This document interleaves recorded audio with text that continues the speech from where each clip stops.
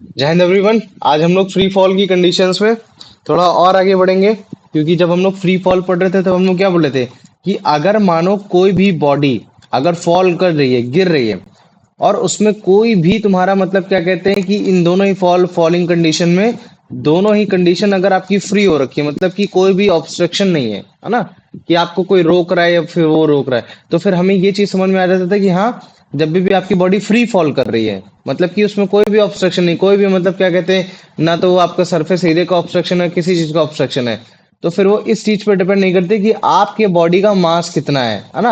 आपके बॉडी का मास चाहे जितना भी हो, वो उस चीज पर डिपेंड नहीं करेगी, और डायरेक्टली क्या करेगी, आपकी बॉडी जो है वो 9.8 तुम्हारा क्या कहते हैं मीटर पर सेकंड स्क्वायर की स्पीड से नीचे आते हुए गिरेगी। एक बार मैं फिर से बता दे रहा हूँ। जैसे मान लो कि तुम्हारा अर्थ का सरफेस है, एक्चुअली में अर्थ का सरफेस ऐसा नहीं होता कि हम लोग बीच में ऐसे रहते, कंसीडर करो कि है ना, एक्चुअली में जब हम लोग बनाते हैं तो कुछ ऐसा होता है कि हाँ हम लोग ऊपर है, सबसे टॉप में ऐसे ऐसे हैं, है ना। हर जगह जहाँ होते हैं हम लोग टॉप में होते हैं, बीच में नहीं होते। लेकिन एक हेमिस्फेयर के थ्रू मैं तुमको बताने की कोशिश कर रहा हूँ कि कंसीडर करो कि जैसे हम लोग अर्थ के मतलब क्या कहते हैं कि उधर साइड है, मतलब कि टॉप में है, कुछ इस तरीके से। तो जब भी अर्थ किसी भी ऑब्जेक्ट को अट्रैक्ट करती थी अपने ग्रेविटेशनल फोर्स से, तो हम ये बोलते हैं चाहे तुम्हारा लाइटर ऑब्जेक्ट हो, चाहे तुम्हारा हैवियर ऑब्जेक्ट हो, दोनों ही तुम्हारे सेम स्पीड से ही गिरेंगे। और वो जो सेम स्पीड है, वो जो मतलब सेम स्पीड मतलब सेम एक्सेलरेशन से ही गिरेंगे, और वो एक्सेलरेशन हमने कितना बताया था, 9.8 मीटर पर सेकंड स्क्वायर।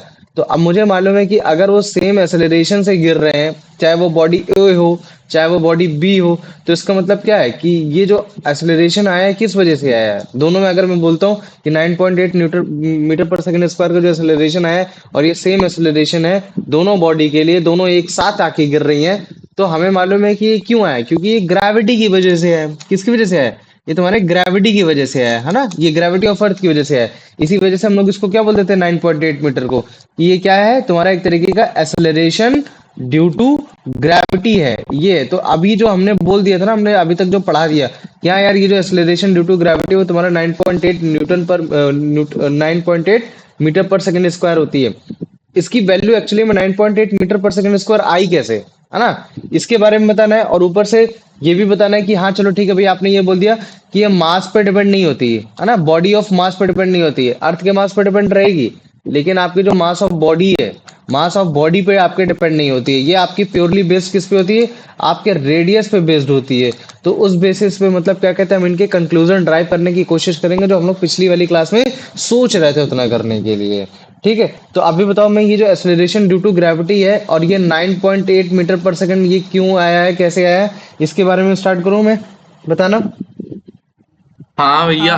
ठीक है, तो देखो, पहले कंसीडर करो कि कोई भी बॉडी है वो अर्थ के सरफेस पे है। ठीक है, अभी अगर जैसे मान लो कि मैं ऐसे दिखाता हूँ, एक ऐसे बॉडी दिखाता हूँ, ठीक है, तो तुम उसको कंसीडर करना कि वो अर्थ के सरफेस पे रखी हुई है। ठीक है, अगर मान लो कि मैं अर्थ के सरफेस पे नहीं बोलता हूँ, तो मैं नियर द सरफेस भी बोल सकता हूँ, मतलब कि जस्ट उसके ऊपर भी बोल सकता हूँ कि जस्ट उसके ऊपर है, बहुत ज्यादा दूर नहीं। अगर बहुत ज्यादा दूर ले जाओगे तो तुम्हारे 9.8 की जो वैल्यू है वो करेक्ट नहीं आएगी, थोड़ी अलग आ जाएगी। मतलब कि या तो सरफेस पे रखा हो या तो वो नियर के सरफेस पे रखा हो। और अगर इस बेसिस पे अगर मैं रेडियस ऑफ अर्थ की बात करता हूँ, तो दोनों ही रेडियस ऑफ अर्थ को मैं मतलब क्या ले लूंगा, इक्वल ही ले लूंगा एक तरीके से, क्योंकि वो समहाउ वो इक्वल ही जाएगा, क्योंकि कुछ फ्यू सेंटीमीटर या कुछ फ्यू मीटर का ही अंतर है ना। तो जब भी हम लोग एक्सेलरेशन ड्यू टू ग्रेविटी की वैल्यू निकालेंगे और बॉडी को अर्थ के सरफेस पे रखेंगे या नियर सरफेस रखेंगे, तो जो डिस्टेंस होती है बॉडी की सेंटर ऑफ अर्थ से, है ना, सेंटर ऑफ अर्थ से जो भी बॉडी होती है उसको हम लोग इक्वल टू रेडियस लेंगे। और मान लो कि इस समय हमने रेडियस ऑफ अर्थ हमने कितना ले लिया, radius of earth is equal to R ले लिया, कैपिटल आर ले लिया, ये हो गया। ठीक है, तो इस केस में जो तुम्हारा आर है वो तुम्हारा एक तरीके से ग्रेविटेशनल फोर्स भी बता रहा है कि तुम्हारा एक बॉडी पे दूसरे, जैसे मान लो कि यही बॉडी थी, है ना, एक बॉडी ए थी, अब ये बॉडी ए डैश यहाँ आ गई, तो दोनों ही कंडीशन में जो बॉडी यहाँ ए रुकी हुई है अर्थ के सरफेस, क्योंकि नीचे तो जा नहीं सकती बिना फोर्स के, ए ऊपर जो है, तो इस केस में जो ग्रेविटेशनल फोर्स लग रहा है ना, जो ग्रेविटेशनल फोर्स लग रहा है वो तुम्हारे किस पे लग रहा है, तुम्हारे बॉडी ऑफ ए पे लग रहा है, ए डैश पे लग रहा है। लेकिन हमें मालूम है कि एक्सेलरेशन ड्यू टू ग्रेविटी में तुम्हारा जो ए और ए डैश की वैल्यू नहीं ली जाती है, मतलब कि उसका मास नहीं लिया जाता है। तो इसका मतलब ये है कि जब भी किसी बॉडी को, है ना, जिसका मास m ले लो, जैसे मान लो कि ए बॉडी है उसका मैं मास स्मॉल m ले लेता हूँ, तो अब कभी भी अगर मैं इस बॉडी को एक डिस्टेंस r से अगर मान लो कि छोड़ता हूं तो मुझे मालूम है कि अर्थ के सेंटर से जिसका मास बहुत ज्यादा है, कैपिटल एम, है ना, वो उसको क्या करने की कोशिश करेगा, अट्रैक्ट करने की कोशिश करेगा, मतलब कि ग्रेविटेशनल फोर्स लगाने की कोशिश करेगा। और मुझे मालूम है कि उस समय जो अट्रैक्टिव फोर्स है, जो ग्रेविटेशनल फोर्स है, उसका फॉर्मूला क्या होता है, G M M upon are square, ये इसका फॉर्मूला होता है। ठीक, हमें ये समझ में आ गया। और हमें ये भी मालूम है कि जब ये तुम्हारा, ये जो तुम्हारा अर्थ है, जब किसी भी बॉडी पे फोर्स लगा रहा है ना, अगर मान लो कि मैं इसकी बात कर देता हूँ कि अगर ये तुम्हारी बॉडी अगर फोर्स लगा रही है, ठीक है, छोटे वाली बॉडी पे, तो वो जिस स्पीड से तुम्हारा मतलब क्या कहते हैं एक्सेलरेट हो रहा है, जिस स्पीड से तुम्हारा वो गिर रहा है ना, वो उसके मास पे डिपेंड नहीं करेगा। मतलब कि अर्थ का मास डिपेंड करता है, तुम्हारा स्मॉल वाला आर्म डिपेंड नहीं करता। या फिर ऐसे सिंपल समझ लो कि ठीक है भैया, आपने ये जो फोर्स बताया, ग्रेविटेशनल फोर्स बताया, ये आपने अर्थ का बताया कि हाँ, अर्थ और आपका बेसिकली मतलब क्या कहते हैं, उसके बीच में एक स्टोन या फिर कोई भी स्मॉल बॉडी एम है, उसके बीच में ग्रेविटेशनल फोर्स कितना है, तो आपने इतना बता दिया। फिर आपने ये भी बोल दिया कि भैया इस ग्रेविटेशनल फोर्स में हम ये देख रहे हैं कि जो आपका अर्थ का जो फोर्स है, उसकी वजह से दूसरी बॉडी अट्रैक्ट हो रही है, उसकी तरफ आ रही है, उसकी बॉडी में एक्सेलरेशन आ रहा है। तो हमने न्यूटन सेकंड लॉ के हिसाब से क्या पढ़ा था कि फोर्स इज इक्वल टू क्या होता है, मास इनटू एक्सेलरेशन। ये फोर्स कौन लगा रहा है, ये फोर्स तुम्हारा अर्थ लगा रहा है, और जिसकी वजह से तुम्हारा ये जो मास है ना, ये जो तुम्हारा मास है, ये तुम्हारा मास किसका मास, तुम्हारा मतलब कि एक तरीके से बोल सकते हो कि ये तुम्हारा अर्थ का मास है ना, नहीं, ये तुम्हारा किसका मास है, ये तुम्हारा मतलब कि उस वाली बॉडी का मास है, मतलब कि स्टोन का मास। उस स्टोन का मास तुम्हारा कितना एक्सेलरेशन शो कर रहा है। तो मैं इसको थोड़ा सा रिवर्स भी कर सकता हूँ, ऊपर नीचे भी लिख सकता हूँ, कैसे, एक्सेलरेशन के टर्म में, कि हाँ, एक्सेलरेशन कितना होगा कि अगर कोई बॉडी फोर्स लगा रही है तो वो उसके मतलब इनवर्सली प्रोपोर्शनल होगा, किसके, उसके मास पे डिपेंडेंट होगा। तो मैंने बड़े आराम से ये लिख दिया। चलो ठीक है, कि अगर मान लो कि अर्थ एक फोर्स लगा रही है किसी एम बॉडी पे, तो वो एम बॉडी की जो मास है वो कम है, क्योंकि स्टोन का मास कम है, तो इसकी वजह से जो डिनोमिनेटर छोटी वैल्यू हो गई, तो एक्सेलरेशन की वैल्यू बड़ी होगी। ठीक वैसे ही जैसे मान लो कि एक कार ये है, एक कार ये है, एक तुम्हारी 10 kg की कार है और एक तुम्हारे यहाँ ये केवल 2 kg की कार है, और मैं तुमसे बोलता हूँ चलो धक्का लगाओ, मतलब कि दोनों फोर्स लगाओ, और दोनों ही फोर्स मैंने बोल दिया कि हर केस में तुम 10 न्यूटन का ही फोर्स लगाओ। तो जब तुम 10 न्यूटन का फोर्स लगाओगे तो तुम्हें मालूम है कि जो सेकंड बॉडी है, जो बी बॉडी है, वो ज्यादा मूव करेगी, मतलब कि उसमें एक्सेलरेशन ज्यादा आएगा। एक्सेलरेशन क्यों जाता है, क्योंकि उसका मास कम है। तो मास, इसी वजह से हमने इसको डिनोमिनेटर में लेने की कोशिश की। तो ये सेकंड इक्वेशन हो गई, है ना, जैसे मान लो कि ये सेकंड इक्वेशन होगी, और ये तुम्हारी कौन सी इक्वेशन होगी, ये फर्स्ट इक्वेशन होगी। तो एक काम करते हैं, ये जो फोर्स है, इस फोर्स को डायरेक्टली हम सेकंड इक्वेशन में रख लेते हैं। तो ए इज इक्वल टू हमने क्या किया, जी, और ये फोर्स की वैल्यू कितनी है, तो ये मतलब फोर्स की वैल्यू कितनी है, G M small M upon, और ये आर स्क्वायर हो गया। और मुझे मालूम है कि अभी तुम्हारे डिनोमिनेटर में यहाँ तुम्हारा वो भी था, एम भी था, तो यहाँ मैंने एम भी रख लिया, क्योंकि ये एम किसका है, ये तुम्हारा स्मॉल बॉडी मतलब कि स्टोन का मास हो रखा है। तो ऊपर भी स्टोन का मास है, नीचे भी स्टोन का मास है, तो मैं इसको क्या कर दूंगा, इसको कैंसिल कर दूंगा। तो जब मैंने इसको कैंसिल कर दिया, तो एक्सेलरेशन की टोटल वैल्यू कितनी आ गई, g capital M upon are square आ गई। तो मुझे समझ में आ गया कि हाँ यार, ये तुम्हारा जो एक्चुअली में ए है, एक्सेलरेशन है, ये बेसिकली क्या है, ये तुम्हारी ग्रेविटी भी तो है ना, जिसको हम सिंबल जी से भी डोनेट कर सकते हैं। तो लोग क्या करते हैं कि जो एक्सेलरेशन जो प्रोड्यूस किया अर्थ ने, जिसको हम लोग एक्सेलरेशन ड्यू टू ग्रेविटी बोलते हैं, उसको सिंपल से रिप्रेजेंट करते हैं जी से। तो मतलब कि अगर मैं इसको g is equal to g capital M upon are square भी लिख दूंगा तो भी कोई अंतर नहीं है, ठीक है। और मुझे मालूम है कि कैपिटल जी की वैल्यू कितनी होती है, वो होती है तुम्हारी 6.7 इंटू 10⁻11 न्यूटन मीटर स्क्वायर पर केजी स्क्वायर। चलो वेरी गुड, ये वैल्यू हो गई। हमें मालूम है कि भैया मास जो होता है वो भी आपका मतलब एक तरीके से कांस्टेंट होता है, और थ्रू आउट द हर जगह तुम्हारा अर्थ का मास वैसा ही रहता है। अर्थ का मास कितना रहता है, 6.4 इंटू 10⁻24। ये आपका मतलब क्या कहते हैं मीटर में, बड़े आराम से मतलब क्या कहते हैं कि वो हो गया, मास हो गया एक तरीके से, है ना। अब हमें मालूम है कि भैया जो हमने ये रेडियस ली है, एक सेंटर ऑफ अर्थ से लेकर तुम्हारे इस बॉडी के इसमें तक जो हमने ली है, रेडियस ली है, उस रेडियस की जो वैल्यू आती है वो कौन सी होती है, वो होती है 6.4 इंटू 10⁻6। ये इसकी रेडियस होती है। तो एक काम करते हैं, इन्हीं वैल्यूज को हम इस कैपिटल इसमें मतलब वैल्यू को पुट करने की कोशिश करते हैं। तो जब हम इसको पुट करेंगे तो क्या लिखेंगे, 6.67, या केवल 6.7 इंटू 10⁻11 -11 और फिर उसके बाद मल्टीप्लाइड में 6 × 10⁻24, और फिर उसके बाद फिर मतलब क्या कहते हैं इसको सॉल्व करेंगे, फिर 6.4 × 10⁻6 के बाद फिर उसका होल स्क्वायर कर देंगे। और जब हम इसको सॉल्व करेंगे तो तुम्हारी जो जी की वैल्यू आएगी वो तुम्हारी कितनी आएगी, वो तुम्हारी 9.8 मतलब क्या कहते हैं मीटर पर सेकंड स्क्वायर आएगी, है ना। ये तो अच्छा, अगर तुम ध्यान से देखोगे तो इसमें तो दो वैल्यू एकदम बराबर है। एक वैल्यू तुम्हारी जी जो कभी भी चेंज नहीं होने वाली, क्योंकि ये कांस्टेंट वैल्यू है। एक बॉडी है मास, मास कभी भी कहीं भी चेंज नहीं होता, चाहे तुम जिस जगह चले जाओ। अभी मास और तुम्हारा मतलब क्या कहते हैं डेंसिटी और वेट के डिफरेंस पढ़ाएंगे जब अगली क्लासेस में, तब तुमको और अच्छे से समझ में आएगा। बस केवल अभी इतना जानो कि जो बॉडी का मास मेरा यहाँ है, वही बॉडी का मास मेरा कहीं भी चले जाओ, कहीं ब्रह्मांड में कहीं भी चले जाओ, हर जगह मेरा यही होने वाला है। तो मुझे पता चल गया कि यार जब ये दोनों चीजें सेम ही है तो मैं इसको हटा भी सकता था, है ना। इसको अगर हम हटा भी देते तो भी कोई दिक्कत नहीं होती। लेकिन फिर भी मतलब क्या कहते हैं कि इसको टोटल वैल्यू निकालने के लिए जी के लिए हमने क्या किया, इसको रख लिया। चलो ठीक है, इसको हमने वैल्यू इनको रख ली, और वैल्यू रखने के बाद फिर हमें पता चला कि यार इस बार जो हमारा जो बेसिकली जो रेडियस है, वो रेडियस तब है जब बॉडी या तो नियर के सरफेस हो या तो सरफेस पे टच हो रखी हो।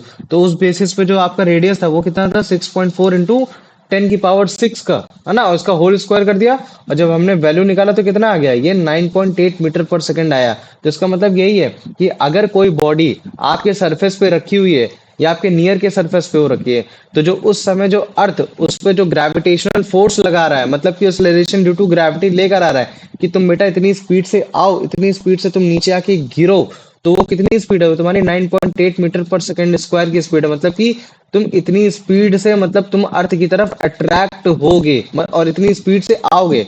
अर्थ का जो अट्रैक्शन है वो अट्रैक्शन तुम्हारा अलग है। अगर मैं अर्थ की अट्रैक्शन की बात करूंगा तो वो अलग आएगा, है ना। उसके लिए ये वाला फॉर्मूला है। लेकिन मैं बोलता हूँ कि चलो ठीक है, ये तो इसने फोर्स ऑफ अट्रैक्शन किया, लेकिन इस फोर्स ऑफ अट्रैक्शन की वजह से तुम्हारी वेलोसिटी कितनी है, मतलब कि तुम्हारी एक तरीके से एक्सेलरेशन कितना है, तुम कितनी तेज से तुम मूव कर पा रहे हो। तो वो ये एक्सेलरेशन की वैल्यू है कि हाँ तुम 9.8 मीटर पर सेकंड स्क्वायर की स्पीड से तुम मतलब वो होगे।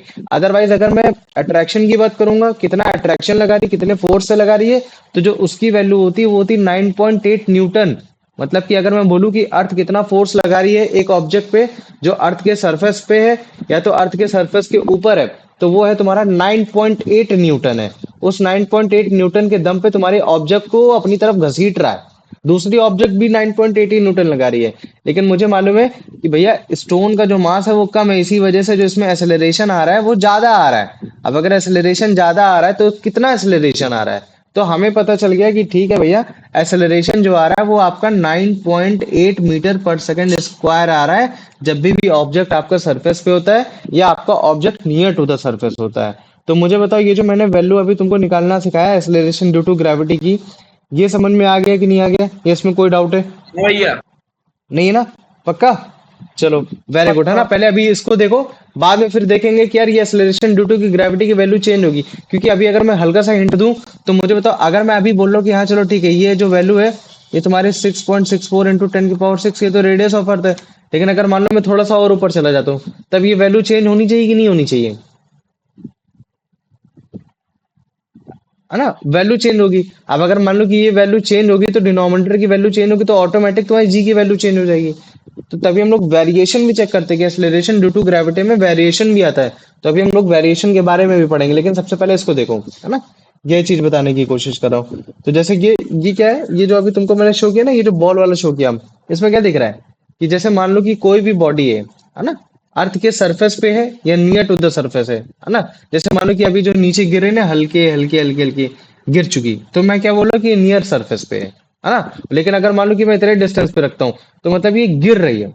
तो अब अगर मैं जैसे बोलता हूँ कि चलो ठीक है ये गिर रही है, क्यों गिर रही है, क्योंकि फोर्स ऑफ अट्रैक्शन आया। फोर्स ऑफ अट्रैक्शन कहाँ से आया, तुम्हारे अर्थ के उससे आया, क्योंकि उसने जो फोर्स ऑफ अट्रैक्शन बेसिकली क्या, ग्रेविटेशनल फोर्स। तो ग्रेविटेशनल फोर्स आया, उसकी वजह से बॉडी तुम्हारी ऊपर से नीचे गिरी। तो अगर मैं बोलता हूँ कि कितना फोर्स ऑफ अट्रैक्शन क्या था, तो तुम बोल देते थे भैया ग्रेविटेशन फोर्स ऑफ अट्रैक्शन के हिसाब से आपका जो फोर्स ऑफ अट्रैक्शन होगा वो F = G m/r² हो जाएगा। चलो ठीक है, ये समझ में आ गया। फिर मैंने बोला कि अच्छा ठीक है, तो ये बॉडी कॉन्स्टेंटली तुम्हारी मतलब क्या कहते हैं एक्सेलरेट कर रही है, नीचे स्पीड से आ रही है, तो ये कितने स्पीड से आ रही है। तो तुम क्या बोलते हो भैया, इसमें हमने न्यूटन का सेकंड लॉ भी पढ़ रखा था कि कोई बॉडी कितना एक्सेलरेट करेगी वो उस चीज पर डिपेंड करता है कि जितना हमने फोर्स लगाया उसके हिसाब से आपका मास कितना है। तो मास को हम लोग डिनोमिनेटर में लाने की कोशिश करते हैं, मतलब कि एक तरीके से ऐसे लेकर आने की कोशिश करेंगे, है ना, डिनोमिनेटर में, कि ताकि हमको पता चल जाए कि हाँ ये इन्वर्सली प्रोपोर्शनल है, कि जितना डिनोमिनेटर में मास ज्यादा होता जाएगा वैल्यू एक्सेलरेशन की उतनी कम होती जाएगी, और जितना मास तुम्हारा कम होता जाएगा एक्सेलरेशन की वैल्यू उतनी बढ़ती चली जाएगी। तो भैया हमें मालूम है कि ये जो अभी ऊपर हमने जो देखा है इसमें जो बॉल है उसका मास, मतलब क्या कहते हैं, जो अर्थ का मास है ना, मतलब इसका जो मास है वो बहुत कम है, और जो अर्थ का जो फोर्स ऑफ अट्रैक्शन है 9.8 न्यूटन, इस मास के अकॉर्डिंगली बहुत ही ज्यादा है। इस वजह से बॉडी है वो आपकी बहुत ज्यादा एक्सेलरेट करेगी। तो मैंने बोला चल ठीक है, मैं समझ गया एक्सेलरेट करेगी, लेकिन कितना करेगी। तो तुमने क्या बोला कि भैया एक काम करते इसी एक्सेलरेशन में फोर्स की वैल्यू रख देते। तो हमने फोर्स की वैल्यू रख दी Gmm/r², और ये जो m है m को इधर ही रख लिया। बाद में इस m को कैंसिल कर दिया। तो जब मैंने इस m और m को कैंसिल कर दिया तो जो मेरी टोटल वैल्यू निकल कर आई वो कितनी आई, A = Gm/r² आ गई। तो अभी अगर तुम इसको ध्यान से देखोगे तो ये एक्सेलरेशन क्या है बेसिकली, कि ग्रेविटी की प्रेजेंस में तुमने कितना एक्सेलरेट किया है ना। तो मैं इसको सिंपल जी से भी डोनेट कर सकता हूँ। तो मैं क्या करूंगा, इस ए को मैं जी से रिप्लेस कर दूंगा। तो मैंने वही जी से रिप्लेस कर दिया, जी है ना, small g is equal to capital g m/r²। Small g क्या है basically, acceleration due to gravity है, और ये जी क्या है, ये तुम्हारा ग्रेविटेशनल कांस्टेंट है। जब भी इस यूनिवर्स में कोई भी बॉडी एक दूसरे पे जब फोर्स लगाती है तो उसके बीच में कुछ ना कुछ फ्लक्चुएशन रहता है, या फिर कुछ ना कुछ फोर्स ऑफ अट्रैक्शन कितना रहता है, ये उस कांस्टेंट वैल्यू का खेल है, और ये हर बार इक्वल रहता है। तो हमने निकाल रखा है 6.7 इंटू 10⁻11 न्यूटन मीटर स्क्वायर पर केजी स्क्वायर। ये एम जो है वो कैपिटल एम, वो तुम्हारा मास ऑफ अर्थ है। तो जब मुझे मालूम है कि यहाँ जो कैपिटल एम बचा, केवल स्मॉल एम तो बचा ही नहीं, तो यार पूरे उसमें जैसे मान लो कि मैं किसी भी बॉडी की बात करता हूँ कि उस बॉडी में कितना एक्सेलरेशन आया, वो तो इस चीज पर डिपेंड कर रहा है ना कि तुम्हारे अर्थ का मास कितना है, तुम्हारे मून का मास कितना है, वो तो इस चीज पर डिपेंड कर ही नहीं रहा है कि तुम्हारा मास कितना है। इसी वजह से जो हमारी कभी भी कोई बॉडी को कितनी भी डिस्टेंस पे जब भी छोड़ते हैं तो वो जिस एक्सेलरेशन से आ रही होती है उस एक्सेलरेशन में वो ये चीज पे मैटर नहीं करती कि उसका मास कितना है। ग्रेविटेशनल फोर्स तुम्हारा मैटर करेगा, तुम्हारा हिंड्रेंस मैटर करेगा, लेकिन उसका मास नहीं मैटर करेगा, क्योंकि एक्सेलरेशन ड्यू टू ग्रेविटी में तुम्हारा यहाँ कहीं भी स्मॉल एम नहीं आ रहा है, तुम्हारा कहीं भी बॉडी का मास नहीं आ रहा है, यहाँ तुम्हारा अर्थ का मास आ रहा है, जो कि बेसिकली फोर्स को लेकर आ रहा है, जो तुम्हारा एक तरीके से फोर्स को लेकर आ रहा है, जिसकी वजह से एक्सेलरेशन हो रहा है। और ये जो आर है ये तुम्हारा रेडियस ऑफ अर्थ है। तो अब एक काम करते हैं, इसी में सारी वैल्यू को रख देते हैं, है ना, क्योंकि जी की वैल्यू क्या है 6.7 इंटू 10⁻11 न्यूटन मीटर स्क्वायर पर केजी स्क्वायर। फिर इसके बाद मास कितना है 6 इंटू 10⁻24 केजी, रेडियस कितना है 6.4 इंटू 10⁻6 केजी। तो जब मैं इसमें फॉर्मूला में मैंने रखा तो जो मेरी वैल्यू है कितनी आई, वो आई 9.8 मीटर पर सेकेंड स्क्वायर, है ना। इसका मतलब है कि कोई भी ऑब्जेक्ट को या तो मैं नियर सरफेस रखूंगा या तो सरफेस रखूंगा, या अगर मान लो कि मैं नियर सरफेस या फिर सरफेस पे ना रख के थोड़ा ऊपर रखता हूँ, छोड़ता हूँ, तो जिस स्पीड से नीचे गिर रही है वो 9.8 मीटर पर सेकेंड स्क्वायर की स्पीड से गिर रही है। क्यों गिर रही है, क्योंकि फोर्स ऑफ अट्रैक्शन तुम्हारा अर्थ उसको लगा रहा है, ठीक है, वो इसके मास पर डिपेंड नहीं कर रहा है ना। ये चीज हमने समझ लिया। तो जो एक्सेलरेशन ड्यू टू ग्रेविटी की वैल्यू लिखते हैं वो ज्यादातर 9.8 लिखते हैं, जो करेक्ट मतलब ज्यादातर जो निकल कर आती है, लेकिन इजी कैलकुलेशन के लिए काफी बार लोग इसको 10 मीटर पर सेकेंड स्क्वायर की स्पीड भी कर देते हैं, है ना। लेकिन 9.8 न्यूटन मीटर स्क्वायर ये तुम्हारा हर जगह के लिए सेम नहीं, वेरिएशन आता है। तो अभी इसके बारे में भी पढ़ने की कोशिश करेंगे, है ना। याद रख लेना, ये जो तुम्हारा एक्सेलरेशन ड्यू टू ग्रेविटी है ना, ये उस लाइन में चेक किया जाएगा जहां से तुम्हारा सेंटर ऑफ अर्थ चेक किया जा रहा है। क्योंकि अभी अगर जैसे मान लो, अभी बताना नहीं चाहिए वेरिएशन वाला, जैसे मान लो कि मैं बात कर देता हूँ कि ये तुम्हारा अर्थ है, ओवल इन शेप में होता है, तो सेंटर ऑफ अर्थ अगर मैं यहाँ से चेक करता हूँ तो सेंटर ऑफ अर्थ यहाँ हो गया, है ना। इसके डिस्टेंस अगर मान लो x है, और अगर मान लो कि सेंटर ऑफ अर्थ में यहाँ से ऑब्जेक्ट को चेक करता हूँ, यहाँ से एक्सेलरेशन चेक करता हूँ कि यहाँ से बॉडी ऐसे गिर रही है, और इधर साइड मैंने बोला कि बॉडी ऐसे गिर रही है, तो जब ये यहाँ गिर रही है तो इसका रेडियस अलग होगा, इसका रेडियस अलग होगा, क्योंकि मुझे मालूम है कि इक्वेटर में रेडियस अलग होता है। तो इक्वेटर में रेडियस अलग होने की वजह से क्या होगा कि इसका एक्सेलरेशन ड्यू टू ग्रेविटी की वैल्यू थोड़ी सी डिफरेंट आएगी, इसके एक्सेलरेशन ड्यू टू ग्रेविटी की वैल्यू थोड़ी सी अलग आएगी, है ना। तो यही बता रहा है कि जब भी एक्सेलरेशन ड्यू टू ग्रेविटी हम लोग निकालेंगे या देखेंगे तो हम इस चीज को जरूर चेक करेंगे कि जो उसकी डायरेक्शन ऑफ लाइन है वो उसके सेंटर ऑफ अर्थ से होकर जानी चाहिए, मतलब कि वो सेंटर ऑफ अर्थ वहां से चेक किया जाएगा। फिर भले चाहे बॉडी तुम्हारी यहाँ हो, है ना, और यहाँ से हम लोग चेक कर रहे हो, ये है। तो इस तरीके से हम लोग 9.8 न्यूटन मीटर पर स्क्वायर की एक्सेलरेशन ड्यू टू ग्रेविटी की वैल्यू हम लोग निकाल लेते हैं। तो पहले मुझे बताओ, इतना समझ में आ गया कि नहीं आ गया? हाँ भैया। आ गया, चलो ठीक है। दिव्यांशु इसका आंसर बताओ। When a body is on or near the surface of the earth, what is the r from the center of the earth taken to be in the universal law of gravitation from formula? हम्म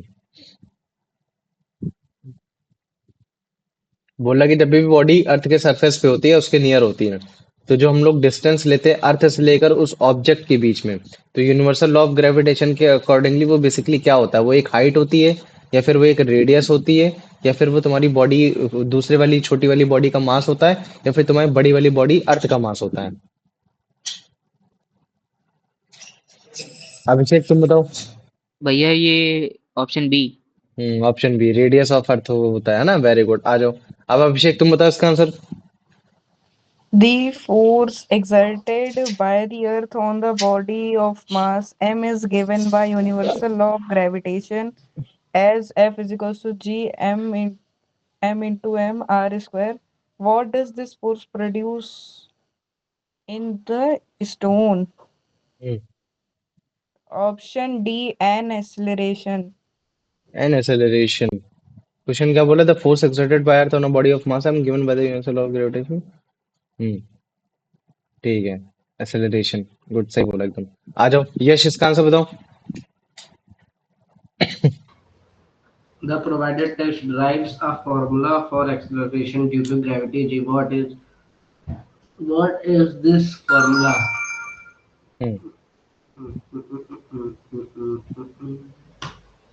बताओ इसका answer क्या होगा? भैया m तो नीचे होता है। छोड़ो, रहने दो। अब तुम बताओ अनंत, इसका आंसर।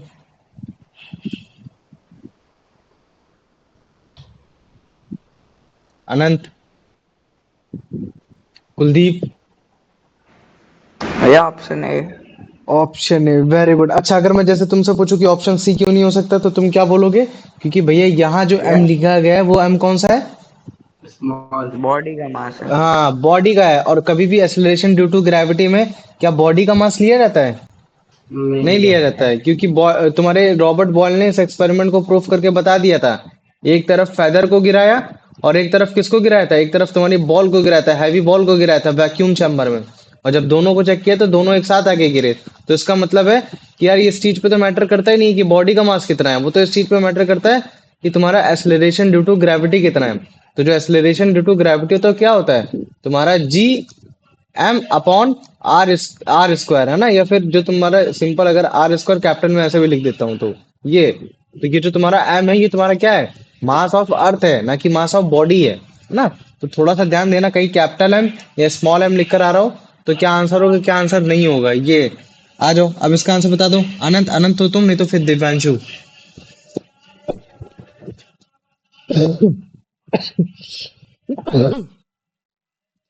तुम बताओ Divyanshu. According to the derived formula for hmm G, which of the following is not a factor in its calculation? हम्म बताओ। कितना टाइम लगेगा? अभी तो बताया था मैंने। भैया ऑप्शन ए। छोड़ो, रहने दो। अब तुम ये बताओ, इसका आंसर तुम बताओ। मतलब अभिषेक, पुरानी क्लास देख लेना, तुम्हारी पुरानी क्लास नहीं देखी ना, तो इस वजह से थोड़ा कंफ्यूज हो। Hello. हाँ भैया, option C, mass of the हाँ, falling body m. Mass of the falling body. मैं एक बार फिर से बता देता हूँ। अगर मान लो कि एक तरफ मैं फेदर को गिराता हूँ और एक तरफ मैं एक स्टोन बॉल को गिराता हूँ, तो तुमको लगेगा कि यार फेदर सबसे पहले गिर जाएगा। नहीं, ऐसा नहीं होता है। दोनों एक साथ ही गिरेंगे। लेकिन बस बात ये है कि इस एक्सपेरिमेंट को आप वैक्यूम चैम्बर में करो, है ना। वैक्यूम चैम्बर में जब भी करोगे तो आपको पता चल जाएगा कि यार फेदर और स्टोन एक साथ गिर रहे हैं। इसका मतलब क्या है कि इनके मासेस पे तो डिपेंड है ही नहीं है ना, कि इनका मास कितना है कितना नहीं है। हो सकता है स्टोन का मास 10 केजी हो सकता है कि तुम्हारा फेदर का मास तुम्हारा केवल 2 ग्राम हो। लेकिन फिर भी दोनों एक साथ गिर रहे हैं। मतलब कि जो एक्सेलरेशन इन्होंने गेन किया एक डिस्टेंस ए से लेकर एक डिस्टेंस बी आने में, है ना, एक डिस्टेंस ए से लेकर एक डिस्टेंस बी आने में जो एक्सेलरेशन गेन किया वो दोनों बराबर है ना। अगर दोनों बराबर है, अगर मान लो कि मैं दोनों की वैल्यू लिख देता हूँ, एक्सेलरेशन कितना 10 मीटर पर सेकंड स्क्वायर, इस एक्सेलरेशन से वो नीचे आ रहे थे। तो अगर इस एक्सेलरेशन से वो नीचे आ रहे थे तो इसका मतलब है कि इनका मास कहीं मैटर ही नहीं कर रहा है। क्योंकि हमारे हिसाब से क्या होता है कि जो बॉडी होती है अगर दोनों एक साथ पहुंच रही है तो इसका मतलब है कि दोनों का मास बराबर ही है। तो इसका मतलब है कि अगर सारी बॉडी, दुनिया की सारी बॉडी एक साथ ही नीचे स्पीड्स में आ रही है तो जब भी एक्सेलरेशन निकाला जा रहा है तो उसमें जो उनका बॉडी का मास है वो तो मैटर कर ही नहीं रहा है ना। और इसी चीज का एक्सपेरिमेंट तुम्हारे रॉबर्ट बॉयल ने करके दिखाया। लेकिन अगर मान लो कि वैक्यूम चैम्बर को मैं हटा दूं, तब उस केस में अगर मैं फेदर और स्टोन को गिराता हूँ तो फेदर मेरा बाद में गिरेगा, स्टोन मेरा पहले गिर जाएगा। क्यों? क्योंकि देखो जो फेदर का मास है वो तो ऑब्वियस ही बात है वो 2 ग्राम है, और जो जो अर्थ का जो स्टोन का मास है वो भी 10 ग्राम है। लेकिन अगर मान लो कि मैं इनका सरफेस एरिया बनाता हूँ तो स्टोन हो सकता है कि इतने में बन के खत्म हो जाए। लेकिन अगर मैं एक फेदर बनाता हूँ तो फेदर तुम्हारा बहुत बड़ा होगा, है ना, एक बहुत बड़ा फेदर टाइप का होगा। तो इस मास के कंपेयर में फेदर का मतलब सरफेस एरिया ज्यादा होने की वजह से इसमें एयर रेजिस्टेंस ज्यादा लग रहा है। तो एयर रेजिस्टेंस अगर मैं बात हटा देता हूँ, है ना, तो अगर मैं कभी भी एयर रेजिस्टेंस हटा रहा हूँ तो मतलब कि वो चीज अब फ्री हो गई, अब मतलब वो फ्री फॉल कर रही है। तो फ्री फॉल के कंडीशन में बॉडी का मास डिपेंड नहीं करेगा, है ना। और बॉडी का फ्री फॉल कब कंडीशन आएगा? जब बॉडी या तो वैक्यूम चैम्बर में हो या तो नेग्लिजिबल तुम्हारा एयर रेजिस्टेंस हो, है ना। तो जब भी नेग्लिजिबल एयर रेजिस्टेंस होता है या फिर तुम्हारा बॉडी वैक्यूम में होता है तो उस बॉडी का मास डिपेंड नहीं करता कि बॉडी का मास कितना हो रखा है। और अगर मास चाहे जितना हो और बॉडी अगर उसको घसीट रही है तो किसी जब घसीट रही है तो उसका मतलब वो किसी एक्सेलरेशन से नीचे आ रहा है। तो जो एक्सेलरेशन की जो वैल्यू आती है वो 9.8 Newton metre per second square आती है। तो ये जो 9.8 न्यूटन वो sorry 9.8 metre per second square जो आया, ये एक्सेलरेशन हुआ कि इस एक्सेलरेशन से हर बॉडी उसकी तरफ खींची चली आएगी। लेकिन अभी हमने पिछली क्लास में पता कर लिया कि ये तब पॉसिबल केस है जब आपकी बॉडी आपके सरफेस पे हो या तो नियर आप सरफेस पे हो। तब उस केस में आपके 9.8 न्यूटन पर सेकंड स्क्वायर की स्पीड से बॉडी आपकी तरफ आ रही होगी। अदरवाइज वो अलग अलग जगह चेंज हो जाएगी, जो कि बाद में बताऊंगा। और ये जो जी की वैल्यू हमने निकाली है ना, जी की वैल्यू किस चीज से निकाली? G equal to capital G capital M upon are square. मतलब कि एक तरीके से g acceleration due to gravity की कितना एक्सेलरेशन उस बॉडी ने गेन किया, है ना। तब जब एक एक्सेलरेशन मतलब ग्रेविटेशनल कांस्टेंट था, मास ऑफ बॉडी ऑफ अर्थ था और रेडियस ऑफ अर्थ था उसके और उसके बीच में, मतलब दो ऑब्जेक्ट के बीच में। और ऑब्जेक्ट कहाँ है? आप वो आपका नियर टू द सरफेस है या तो आपके सरफेस पे रखा हुआ है। और इसी बेसिस पे हम लोग वेट भी निकालना सीखेंगे, सारी चीजें भी निकालना सीखेंगे। तो पहले मुझे तो आप समझ में आ गया कि नहीं आ गया थोड़ा बहुत, हाँ भैया। है ना। तो जिसने भी क्लासेस नहीं ली है पुरानी वाली वो देख लेना, क्योंकि ये उसी से कोरिलेट कर रहा है। तभी मैंने सोचा था कि कल इकट्ठा ही क्लास ले ले रहा, लेकिन फिर मुझे लगा कि ज्यादा हेक्टिक हो जाएगा। चलो आ जाओ, कोई बात नहीं। कुलदीप इसका आंसर बताओ। What is the standard approximate value of gravitational constant? हम्म या option D. Option D. D, है ना। अगर तुम ए को देखोगे तो ए में भी 11, लेकिन वो -11 नहीं है ना, याद रख लेना ना। तो -11 है, वो वाला आंसर होगा। आ जाओ यश, इसका आंसर बताओ। What is the value of the acceleration due to gravity g calculated using the provided values? हम्म हम्म भैया option B 9.8 metre per second. 9.8 metre, है ना, ये हो गया। ठीक, आ जाओ अब इसका आंसर बता दो। अगर आनंद है तो आनंद, नहीं तो फिर Divyanshu. In which direction does the acceleration due to gravity act towards the center of the earth? Toward the centre of earth, very good. आ जाओ अब इसका आंसर बता दो यश। ओ सॉरी, यश बोल रहा हूँ, वो मतलब क्या कहते हैं, Divyanshu. Divyanshu. Hmm For easy calculations, what is the value of g sometimes rounded to? भैया ऑप्शन सी 10 मीटर पर पर second second. Square, very good, है ना। तो इसका मतलब हमें समझ में आ गया कि भैया आपने बता दिया कि हाँ ठीक है, आपका जो एक्सेलरेशन ड्यू टू ग्रेविटी की जो वैल्यू होती है वो 9.8 मीटर पर सेकंड स्क्वायर होती है। या तो अगर मुझे इजी कैलकुलेशन करना है तो मैं उसको 10 मीटर पर सेकंड स्क्वायर कर लेता हूँ, है ना। लेकिन मैं अब तुमसे बोलता हूँ कि यार ये हर केस में ऐसा नहीं होता, ये अलग अलग भी होती हैं। तब तुम बोलोगे ये ऐसा क्यों?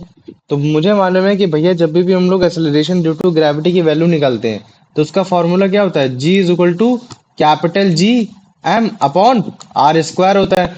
तो अभी मैं अगर बात कर देता हूँ कि इस G की वैल्यू निकालने के लिए जो 3 यूनिट दे रखी हैं, एक G ये वाला दे रखा है, एक कैपिटल M जो कि अर्थ का मास दे रखा है, और जो बेसिकली R है वो आपका रेडियस ऑफ द अर्थ दे रखा है, या फिर मैं क्या बोल सकता हूँ कि डिस्टेंस बिटवीन, है ना, क्या बोल सकते हैं उसको, distance between the two object बोल सकते हो, कि distance between the object, distance between the object, है ना, ये कि जो ऑब्जेक्ट तुम्हारे अर्थ की तरफ फॉल हो रहा है, क्यों, क्योंकि उसका ग्रेविटेशनल फोर्स लगा रही है अर्थ।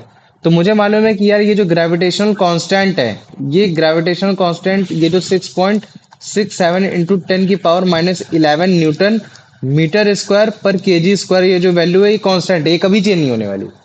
जो अर्थ है अर्थ की जो भी वैल्यू है, अर्थ का जो मास है वो भी तुम्हारा कभी भी चेंज नहीं होने वाला। अर्थ का मास कितना है, 6 × 10⁻24 kg, ये तुम्हारा कभी भी चेंज नहीं होने वाला। तो मतलब है कि ये जो, तो हम लोग जो रेडियस, जो बेसिकली डिस्टेंस चेक कर रहे हैं ऑब्जेक्ट की अर्थ के कंपैरिजन में, वो तो हम लोग तब चेक कर रहे हैं ना जब वो तुम्हारा ऑब्जेक्ट तुम्हारे या तो अर्थ के सरफेस पे रखा हो या आपके नियर टू द सरफेस रखा हो। अभी अगर मान लो कि इसी ऑब्जेक्ट के डिस्टेंस को मैं थोड़ा सा बढ़ा देता हूँ, है ना, मैं थोड़ा सा बढ़ा देता हूँ, थोड़ा सा अलग कर देता हूँ, मैं थोड़ा और ऊपर कर देता हूँ, तो अब अगर उस हिसाब से अगर मैं वैल्यू को रखता हूँ, तो G is equal to capital G capital M upon R square. तो जो कभी वैल्यू मैं यहाँ की कौन सी वैल्यू लेता था मैं 6 पॉइंट मतलब क्या कहते हैं 4 इंटू 10 की पावर मतलब क्या कहते हैं 11, है 6 इंटू 10 सॉरी इंटू 6 ये लेता था। अब वो वैल्यू नहीं लूंगा, क्यों, क्योंकि वैल्यू में चेंज आ जाएगा। अब बोलोगे कि भैया ये ऑब्जेक्ट और डिस्टेंस पे तो मेरे को समझ में आता है कि जैसे जैसे हम लोग ऊपर जा रहे हैं वैसे वैसे तो हमारी वैल्यू चेंज हो रही है, तो हाँ उसके हिसाब से जो आपका एक्सेलरेशन ड्यू टू ग्रेविटी है वो वैल्यू चेंज हो रही है। लेकिन भैया जब बॉडी सरफेस पे रखी हुई है तब भी चेंज होगी क्या, क्योंकि मैं यहाँ से भी चेक करूं, चाहे बॉडी यहाँ रखी हो, चाहे यहाँ से भी चेक करूं, चाहे यहाँ से भी चेक करूं, तब तो हर केस में भैया 9.8 ही आना चाहिए। तब 9.8 मतलब मीटर पर सेकंड स्क्वायर क्यों नहीं आ रही वैल्यू, तब अलग अलग क्यों हो जा रही, वो इस वजह से हो जा रही क्योंकि अर्थ जो होता है, हम लोग अर्थ को ज्यादातर सर्कुलर इन शेप में बनाने की कोशिश करते हैं, लेकिन अर्थ जो होता है वो सर्कुलर इन शेप का नहीं होता है, वो तुम्हारा ओवल इन शेप का होता है। ओवल इन शेप का कैसे होता है, वही जो तुम्हारा इक्लिप्स जैसा मैंने कैप्लस में बताया था कि मतलब वो कुछ ऐसा दिखाई देगा। अब मुझे बताओ अगर मान लो कि मैं सेंटर ऑफ अर्थ इसको ऐसे ले लेता हूँ, यहाँ ले लेता हूँ, और अगर मैं ए इधर लिखता हूँ और बी इधर लिखता हूँ, तो मुझे बताओ कौन सी डिस्टेंस मेरे लिए सबसे ज्यादा पास होगी, इस सेंटर ऑफ अर्थ से ए तक की डिस्टेंस या फिर तुम्हारे सेंटर ऑफ अर्थ से लेकर बी तक की डिस्टेंस, कौन सी डिस्टेंस सबसे ज्यादा पास है बताओ कौन सी डिस्टेंस ज्यादा पास भैया है ये सेंटर सेंटर ऑफ से अर्थ से, एक्स वाली डिस्टेंस पास है या फिर वाई वाली डिस्टेंस पास में, इसमें एक एक्स वाली एक्स डिस्टेंस वाली पास है। और मुझे बता सकते हो कि ये जो सरफेस होता है ना, जो अर्थ, जैसे मान लो कि इसमें पूरे अर्थ को बता देता हूँ, तो इस पूरे अर्थ का ये वाला जो सरफेस होता है, ये वाला सरफेस कौन सा होता है तुम्हारा, बताओ कौन सा सरफेस होता है। नॉर्दर्न पोल। हाँ नॉर्दर्न पोल हो गया, ये कौन सा हो गया, ये तुम्हारा साउदर्न पोल हो गया, और ये तुम्हारा ये जो बीच वाला सरफेस हो गया ये कौन सा होता है, ये वो एक इक्वेटर होता है। इक्वेटर। मतलब कि इक्वेटर में अगर अगर इक्वेटर में अगर कोई ऑब्जेक्ट रखा हुआ है एट अ डिस्टेंस बी रखा हुआ है, तो जो उसका रेडियस होगा, मतलब कि एक तरीके से जो आर की वैल्यू होगी, है ना, और अगर मान लो कि एक ऑब्जेक्ट अगर ए वाले डिस्टेंस पे रखा है मतलब कि पोल पे रखा हुआ है, और जो उसका डिस्टेंस होगा मतलब कि जो उसका रेडियस होगा, उन दोनों में डिफरेंस होगा। और मुझे मालूम है कि सबसे कम रेडियस किसका होगा, एक्स का होगा, वाई का ज्यादा होगा, तो मैं क्या बोल सकता हूँ कि Y is greater than X हो गया। चलो ठीक है, अब मान लो कि अगर मैंने बोला कि वाई की वैल्यू ज्यादा हो गई, तब मुझे बताओ कि अगर वाई की वैल्यू ज्यादा होगी तब उस केस में जी की वैल्यू क्या हो जाएगी, कम हो जाएगी या ज्यादा हो जाएगी। भैया इसमें वाई की बताओ, ज्यादा। अगर मान लो कि मैंने बोला कि वाई की वैल्यू तुम्हारी ज्यादा हो गई, तो इसका मतलब है कि रेडियस, जो तुम्हारा रेडियस है वो बढ़ गया कि नहीं बढ़ गया, बताओ मुझे। हाँ हाँ रेडियस बढ़ गया। ये रेडियस बढ़ गया। अब जो कभी पहले रेडियस में 6.6 इंटू 10⁻24 सॉरी, ये तुम्हारा वो जो लेता था, ये वाली जो रेडियस लेता था, वो रेडियस बढ़ गई। अब अगर मान लो कि ये रेडियस बढ़ गई, तो उसका मतलब क्या है कि अब ये जो वैल्यू आ रही है 9.8 जो हमने निकाल के दिखाई थी, 9.8 Newton metre per second square, sorry metre per second square, तो मुझे बताओ क्या ये वही वैल्यू आएगी या उससे कम या ज्यादा आएगी, बताओ मुझे, क्योंकि अब रेडियस बढ़ गई जो पहले कभी अलग थी। और जो पहले थी वो थी तुम्हारी 6.4 इंटू 10⁶ ये थी। बताओ मुझे, समझ पा रहे हो मैं क्या बताने की कोशिश कर रहा हूँ? हाँ? हाँ भैया। मैंने बोला कि जब ये वाला फॉर्मूला था तब आर की जो वैल्यू थी वो 6.4 इंटू 10⁶ वैल्यू थी ना, और वो हमने एवरेज ले रखी थी। अभी अगर मान लो कि मैं बोल देता हूँ कि अभी इस ऑब्जेक्ट को मैं इक्वेटर में रख रहा हूँ, इक्वेटर, ये जो ऑब्जेक्ट है मैं बी इक्वेटर में रख रहा हूँ, तो और मुझे एक्यूरेट वैल्यू चाहिए भैया, एक्यूरेट वैल्यू चाहिए, और मुझे बताओ कि भैया 9.8 न्यूटन पर मीटर स्क्वायर से ज्यादा वैल्यू आएगी कम वैल्यू आएगी, तो मैं बोलूंगा यार देख भाई, इक्वेटर में जो ऑब्जेक्ट रखा हो रहता है वो सेंटर ऑफ अर्थ से थोड़ा सा ज्यादा दूर में होता है। अब ज्यादा दूर में होता है तो ये जो तुम्हारा 6.4 इंटू 10⁶ में इसमें कुछ वैल्यू और थोड़ी सी ऐड कर लो।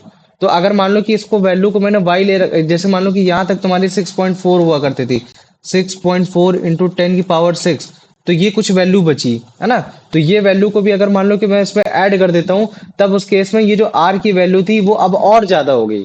अब अगर मान लो कि आर की वैल्यू और ज्यादा हो गई, तो जो जी की वैल्यू जो तुम्हारी 9.8 मीटर पर सेकंड स्क्वायर आती थी, अब मुझे बताओ उससे ज्यादा आएगी या उससे कम आएगी, ये बताओ भैया ज्यादा क्या आएगी बताओ।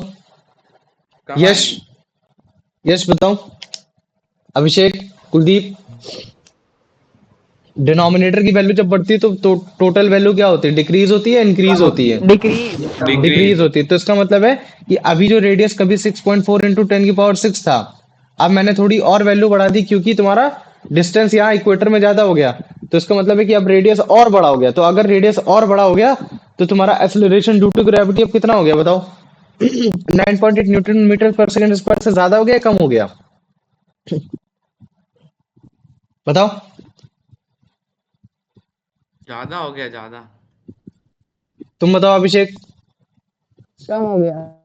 कम हो गया ना, ऑब्वियस ही बात है कम हो गया, क्योंकि भाई जब पहले जब मैं वैल्यू रख रहा था 6.4 इंटू 10⁶, तब ये वैल्यू आ रही थी 9.8 आ रही थी। अब मैं इसमें और अगर वैल्यू ऐड कर दूंगा तो आर की वैल्यू और बढ़ गई। अब अगर आर की वैल्यू और बढ़ गई मतलब डिनोमिनेटर बढ़ गया, तो अब जी की वैल्यू और कम हो जाएगी। तो मतलब है कि भैया 9.8 न्यूटन मीटर तो नहीं आएगा, हाँ मैं चलो गेस कर लेता हूँ कि मेरी 8 मीटर पर सेकंड स्क्वायर आ गई ये। अब मतलब कि जैसे ही मैं इक्वेटर में गया वैसे ही वैल्यू और कम आ गई। तो मुझे तो इतना समझ में आ गया कि नहीं आ गया? हाँ भैया। हाँ। ये जो हम लोग जो लेते हैं ना, ये जो 6.4 इंटू 10⁶ लेते हैं, रेडियस लेते हैं, ये एक्चुअली में हम लोग एवरेज रेडियस लेते हैं। ये एक्चुअली में रेडियस नहीं होती अर्थ की, है ना, ये एवरेज रेडियस होती है। ये हो गया। अब अच्छा जैसे मान लो कि अभी मैं बी पोजीशन में था, अब मैं इस पोजीशन में आ जाता हूँ, अब मैं अलग रंग से दिखाता हूँ, ठीक है? अभी अगर मान लो कि अब मैं अब इधर आ गया, अब इसके बाद इधर आ गया, इधर आ गया, तो मुझे तो जैसे जैसे जैसे जैसे मैं पोल की तरफ बढ़ रहा हूँ, जैसे जैसे मैं पोल की तरफ बढ़ रहा हूँ, वैसे वैसे मेरा रेडियस कम हो रहा है या ज्यादा हो रहा है? कम। कम हो रहा है ना, रेडियस कम होता चला जा रहा है ना। एक टाइम ऐसा आ रहा है कि रेडियस एकदम कम हो गया। फिर मैं ऐसे भी सिंपली ले सकता हूँ, है ना, कि हाँ चलो ठीक है, यहाँ तुम्हारा मतलब कि इस तरीके से रेडियस कम होता चला जा रहा है। अब मुझे बताओ अगर तुम्हारा रेडियस, है ना, या फिर सिंपली अगर ऐसे ही ले ले, देखने में ही लग रहा है कि हाँ एक्स की वैल्यू छोटी, वाई की वैल्यू बड़ी है, तो अगर मैं एवरेज 6.4 हम लोग लेते थे, और ये जो एक्स की वैल्यू है ये तुम्हारी हमेशा छोटी है, मतलब कि अब इससे 6.4 वैल्यू से बढ़ेगी नहीं, घटेगी, मतलब मैं माइनस करूंगा। तो अगर मैं माइनस कर देता हूं इस बार, तो जो आर की वैल्यू है वो तुम्हारी क्या हो जाएगी, अब और कम हो जाएगी। तो मुझे बताओ अगर डिनोमिनेटर कम हो रहा है तो एक्सेलरेशन की जो जो तुम्हारी ग्रेविटी की जो वैल्यू है, जो स्मॉल जी की वैल्यू है, ये तुम्हारी घटेगी या बढ़ेगी, बताओ? बढ़ जाएगी। बढ़ जाएगी। वेरी गुड, है ना, क्योंकि ठीक है, स्मॉल ठीक है। वैल्यू, क्योंकि डिनोमिनेटर की वैल्यू क्या हो गई, बढ़ गई ना। अगर मान लो कि मैं बोल देता हूँ कि पहले 1/2 था, अब 1/4 हो गया, तो मुझे बताओ अब किसमें किसमें ज्यादा वैल्यू कम हो गई? तो उसमें बोलते थे ना कि भैया जिसमें डिनोमिनेटर ज्यादा हो गया। तो ठीक है, डिनोमिनेटर जब भैया ज्यादा हो रहा था तब ज्यादा हो रहा था जब भैया आप इक्वेटर में थे, तो इक्वेटर में डिनोमिनेटर ज्यादा हो रहा था तो आपकी वैल्यू कम आ रही थी, मतलब वैल्यू आपकी मतलब वैल्यू आपकी कम आ रही थी। चलो भैया हमने समझ लिया, जो पहले कभी 9.8 आती थी अब 9.8 तो नहीं आएगी, अब 8 आ जाएगी, चलो ठीक, मैं ये समझ लिया। फिर मैंने बोला कि चलो ठीक है, इस बार कभी वैल्यू तुम्हारी 1.4 रहती थी, अब तुम्हारी 1.2 हो गई, तो मतलब अब तुम्हारी वैल्यू कम हो रही है, तो अब अगर तुम्हारा डिनोमिनेटर कम हो रहा है तो मतलब टोटल वैल्यू तुम्हारी बढ़ेगी। तो इसका मतलब है कि भैया अगर ये 6.4 इंटू 10 की पावर 6 से भी वैल्यू अगर कम हो गई, तो इसका मतलब है कि अब जी की वैल्यू और बढ़ने वाली। तो जो कभी 9.8 हुआ करती थी अब उससे ज्यादा हो जाएगी, अब हो सकता है वो तुम्हारे 12 मीटर पर सेकंड से हो जाए, है ना। तो मेरा समझाने का मतलब क्या है कि वो तुम्हारे अर्थ के रेडियस पर डिपेंड करता है कि तुम कहां से खड़े होकर एक्सेलरेशन ड्यू टू ग्रेविटी की वैल्यू चेक कर रहे हो। अगर आप पोल पर हो, अगर आप पोल पर हो तो जो आपका एक्सेलरेशन ड्यू टू ग्रेविटी की जो वैल्यू, जो एक्सेलरेशन उस समय वो ज्यादा होगा एज कंपेयर टू किधर, जब आप इक्वेटर में हो रखे हो। तो इसका मतलब क्या है कि अगर मान लो कि इक्वेटर से, अगर मान लो कि मैं बोल देता हूँ कि अगर कोई इक्वेट, अगर जैसे इसको दिखाता हूँ, जैसे मान लो कि ये अर्थ है तुम्हारा, ठीक है, और मैं बोलता हूँ एकदम परफेक्ट सर्कल बनाना यार, ठीक है। अगर जैसे मान लो कि मैं बोल देता हूँ कि ये अगर तुम्हारे इक्वेटर से अगर मैं किसी ऑब्जेक्ट को गिराता हूँ, है ना, इस ऑब्जेक्ट को अगर गिराता हूँ, तो वो स्पीड से जो गिरेगा वो थोड़ी कम स्पीड से गिरेगा। वो स्पीड कितनी हो सकती है, जैसे मान लो कि मैं बोल सकता हूँ कि हाँ वो चलो ठीक है वो 9.8 मीटर पर सेकंड स्क्वायर की स्पीड से गिरा है, या तुम्हारा मैं 8.8 लिख देता हूँ, ये हो गया। लेकिन अगर मैं बोलता हूँ कि चलो ठीक है यही ऑब्जेक्ट तुम्हारा मतलब क्या कहते हैं यहाँ से गिर रहा है, इक्वेटर से गिर रहा है, तो वो कितना गिरेगा, तो 9.8 से ज्यादा गिरेगा, मतलब कि 11 मीटर पर सेकंड स्क्वायर की स्पीड से गिर जाएगा। और मैं बोल रहा हूँ ऐसा क्यों, क्योंकि तुम बोलते हो कि भैया ये जो एक्सेलरेशन ड्यू टू ग्रेविटी, जो जी की वैल्यू जो हम लोग basically 9.8 metre per second square speed निकालते हैं, इसका जो फॉर्मूला होता है वो क्या होता है, g is equal to capital G M upon are square. तो इसमें जी और एम की वैल्यू तो हर बार सेम होती है, तो हम मल्टीप्लाई कराएंगे तो वो तो वैल्यू आएगी, लेकिन उससे डिवाइड हम लोग किससे कर रहे हैं, रेडियस से कर रहे हैं। तो हमें मालूम है कि भैया जो रेडियस होता है वो आपका इक्वेटर में ज्यादा होता है। तो भैया अगर इक्वेटर में रेडियस ज्यादा हो गया तो इसका मतलब है कि जो अब टोटल वैल्यू आएगी जी की वो क्या क्या हो जाएगी, वो कम हो जाएगी। तो भैया इक्वेटर, इसी वजह से आप देखिए जी की वैल्यू यहाँ 8.8 आ रही है ना, जो कि बेसिकली कभी 9.8 हुआ करती थी। अभी अगर भैया मैं उसकी बात कर देता हूँ, मतलब क्या कहते हैं पोल की बात कर देता हूँ, तो पोल में भैया जो होता है वो आपकी आर की वैल्यू कम हो जाती है। तो अगर आर की वैल्यू भैया कम हो जाएगी तो डिनोमिनेटर कम हो जाएगा, तो मतलब जी की वैल्यू बढ़ जाएगी, तो मतलब यहाँ वैल्यू ज्यादा हो गई। तो हाँ भैया मैं मान लीजिए कि 10 मीटर पर सेकंड स्क्वायर या फिर मैं 12 मीटर पर सेकंड स्क्वायर कर दे रहा है ना। तो मतलब है कि अर्थ का अट्रैक्शन फोर्स, मतलब कि एक तरीके से मैं बोल सकता हूँ कि अर्थ जब किसी को अट्रैक्ट कर रहा है तो वो पोल में ज्यादा कर रहा है, और जब तुम्हारा मतलब क्या कहते हैं कि जब इक्वेटर में अट्रैक्ट कर रहा है तो वो पोल में कम कर पा रहा है। ये है। तभी तुमने देखा होगा कि जितने भी तुम्हारे लॉन्चिंग पैड होते हैं, लॉन्चिंग पैड मतलब समझते हो जहां से रॉकेट छोड़े जाते हैं, जो सबसे फेवरेट जगह होती है वो उनकी इक्वेटर वाली होती है। इक्वेटर वाली क्यों होती है, क्योंकि जब भी हम किसी ऑब्जेक्ट को इक्वेटर से फेंकते हैं ऊपर, तो जो तुम्हारा ग्रेविटेशनल फोर्स है, जो एक्सेलरेशन ड्यू टू ग्रेविटी है, वो यहाँ कम लग रहा है, तो अर्थ अट्रैक्शन फोर्स यहाँ कम लगा पाएगा। मतलब समझ रहे हो कि एक तरीके से ये जो तुम देख पा रहे हो ना, ये वैल्यू कहीं वैल्यू कम आ रही, कहीं वैल्यू ज्यादा आ रही है, क्या बताने की कोशिश कर रहा है कि अर्थ का कहीं कहीं अट्रैक्शन फोर्स ज्यादा है, कहीं कहीं अट्रैक्शन फोर्स कम है। और वो इस चीज पे भी डिपेंड कर रहा है कि आपकी लोकेशन का है। अगर आप पोल पर हो तो अर्थ का जो अट्रैक्शन फोर्स है वो बहुत ज्यादा है, क्यों, क्योंकि आपका रेडियस कम है, उससे जो दूरी है वो कम है। क्योंकि मैंने क्या बोला था कि जो अगर फोर्स ऑफ अट्रैक्शन की वैल्यू निकालते तो inversely proportional to R square होती थी, जितना कम डिस्टेंस उतना फोर्स ऑफ अट्रैक्शन ज्यादा। तो अगर मैं बोलता हूँ कि अगर तुम्हारा पोल पे हो और तुम्हारा रेडियस कम है तो मतलब फोर्स ऑफ अट्रैक्शन ज्यादा, और अगर फोर्स ऑफ अट्रैक्शन ज्यादा तो इसका मतलब है कि आपकी वेलोसिटी नीचे खींचते हुए, मतलब उसके पास जल्दी जल्दी जाने की मतलब एक्सेलरेशन वो भी ज्यादा। और अगर आपका रेडियस बढ़ गया, डिस्टेंस बढ़ गया, तो आपका फोर्स ऑफ अट्रैक्शन कम हो गया, और अगर फोर्स ऑफ अट्रैक्शन कम हो गया तो मतलब अट्रैक्शन फोर्स की जो स्पीड है, जो आप जिस स्पीड से आ रहे हो वो स्पीड भी आपकी कम है। इसी वजह से हम लोग जितने भी लॉन्चिंग पैड है जहां से रॉकेट छोड़ते हैं, तो जो हमारी फेवरेट जो पोजीशन होती है वो तुम्हारी कहाँ होती है, इक्वेटर पे होती है।